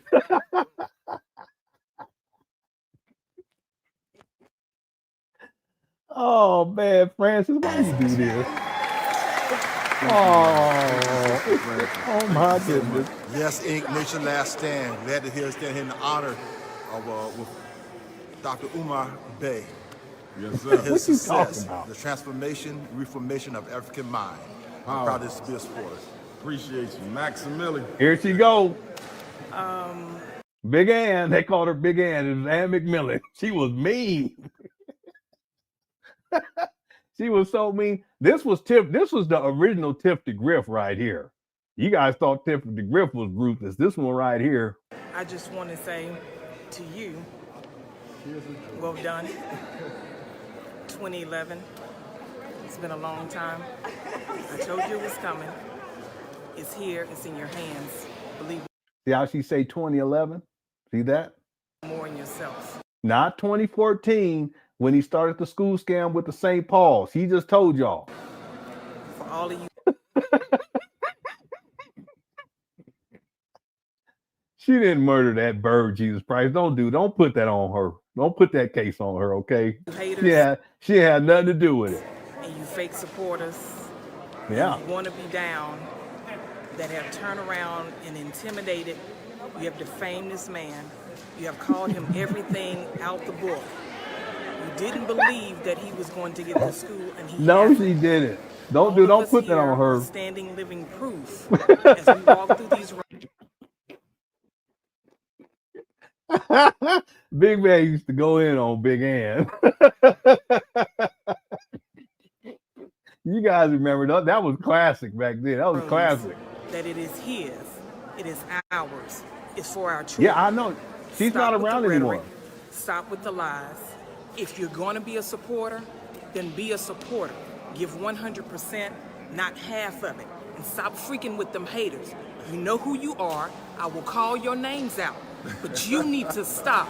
Stop sending these little CIA females in here to call yourself trying to deviate from what Dr. Umar needs to do. It's over with. It's done with. You either 100% for the cause for the children in support of the black movement, or get the hell out of the way and let the ones who are ready handle business. Black Love power. you. What you think, Yana? Listen, Big Ann ain't even around anymore. She was like, she got tired of it. Umar probably got tired of sending her money, sending her money and butter biscuits. I'm just playing. He's like, you know what? I ain't sending you no more butter biscuits. It's too much. I got a school to build, Queen. I'm just playing. I shouldn't have done that. Tiff the Griff, she ain't around either. I don't know. Yeah, she used to be. But the last point, we're gonna be done. The thing is that Umar, he uses people and then he discards them and then he doesn't deal with them anymore. All those people in the gym, these people aren't around anymore. I mean, we can go all the way down the list. These people, they aren't around anymore. See this? This baby told the truth right here. She was like, I want to go. And rest in peace to Brother Manny, too. He's in there. Yeah, these people ain't around. Sharon's probably still, this is his one of his main girlfriends in his harem. She's probably still around somewhere in the background. But all these people, these people ain't around. Umar, this baby right here, she told the truth. Watch this. Because she ain't with the coach shit. You know, but kids, man. The community is super excited for it as well. Right. Go ahead, Serenity. When we going home, we have to drive home and then. No, you like this school. How do you like this school? See that? She told the truth. She's like, I want to get out this stinky joint. He got no. Who's still around? Is Tiff the Griff still? I ain't seen Tiff the Griff at all. I ain't seen her around. She was around a lot back in the day. Rest in peace to Brother Manny. But all these people, and there's other videos too where he's walking through. This was another woman that was in his harem too. This lady right here. Yeah, I remember her. They were at her house when Umar was talking about he wanted them to donate so that they can buy land in Africa. This is what's her name? She was part of the harem too. No, I think they were at her house. This is Pilar. Yeah, this is Pilar. I actually think Pilar used to work for the Moyer Academy. I think that's her inside that video. I have that too. I'll be showing that inside the documentary. Yeah, but these people, they're not around anymore. But Umar, he'll use them up, and after he gets what he needs, he discards them, and then he moves on to the next. You know, I'm sure these are people who were sending him a lot of money back then, and they probably got tired of sending him money, so he'll just cut them off and he'll keep moving. Man, that's what you call, he's a grifter. He's a drifting grifter. Yeah, that's so sad when I think about it. Anyway, thank you all so much for tuning on in. I appreciate it. Tomorrow, I'm going to be on here tomorrow because I got to get these notes done. And what I'll do is I'll put on the Tariq Nasheed, his second video that he did about Umar. And if you guys have any requests, we can do that too. I want to thank you all so much for tuning on in. We'll close out with the snow bunny love. Thank you guys. Thanks everyone who sent in super chats. You sent in cash, PayPal. Thank you so much. Thanks for the mods for handling business. Y'all, I appreciate y'all.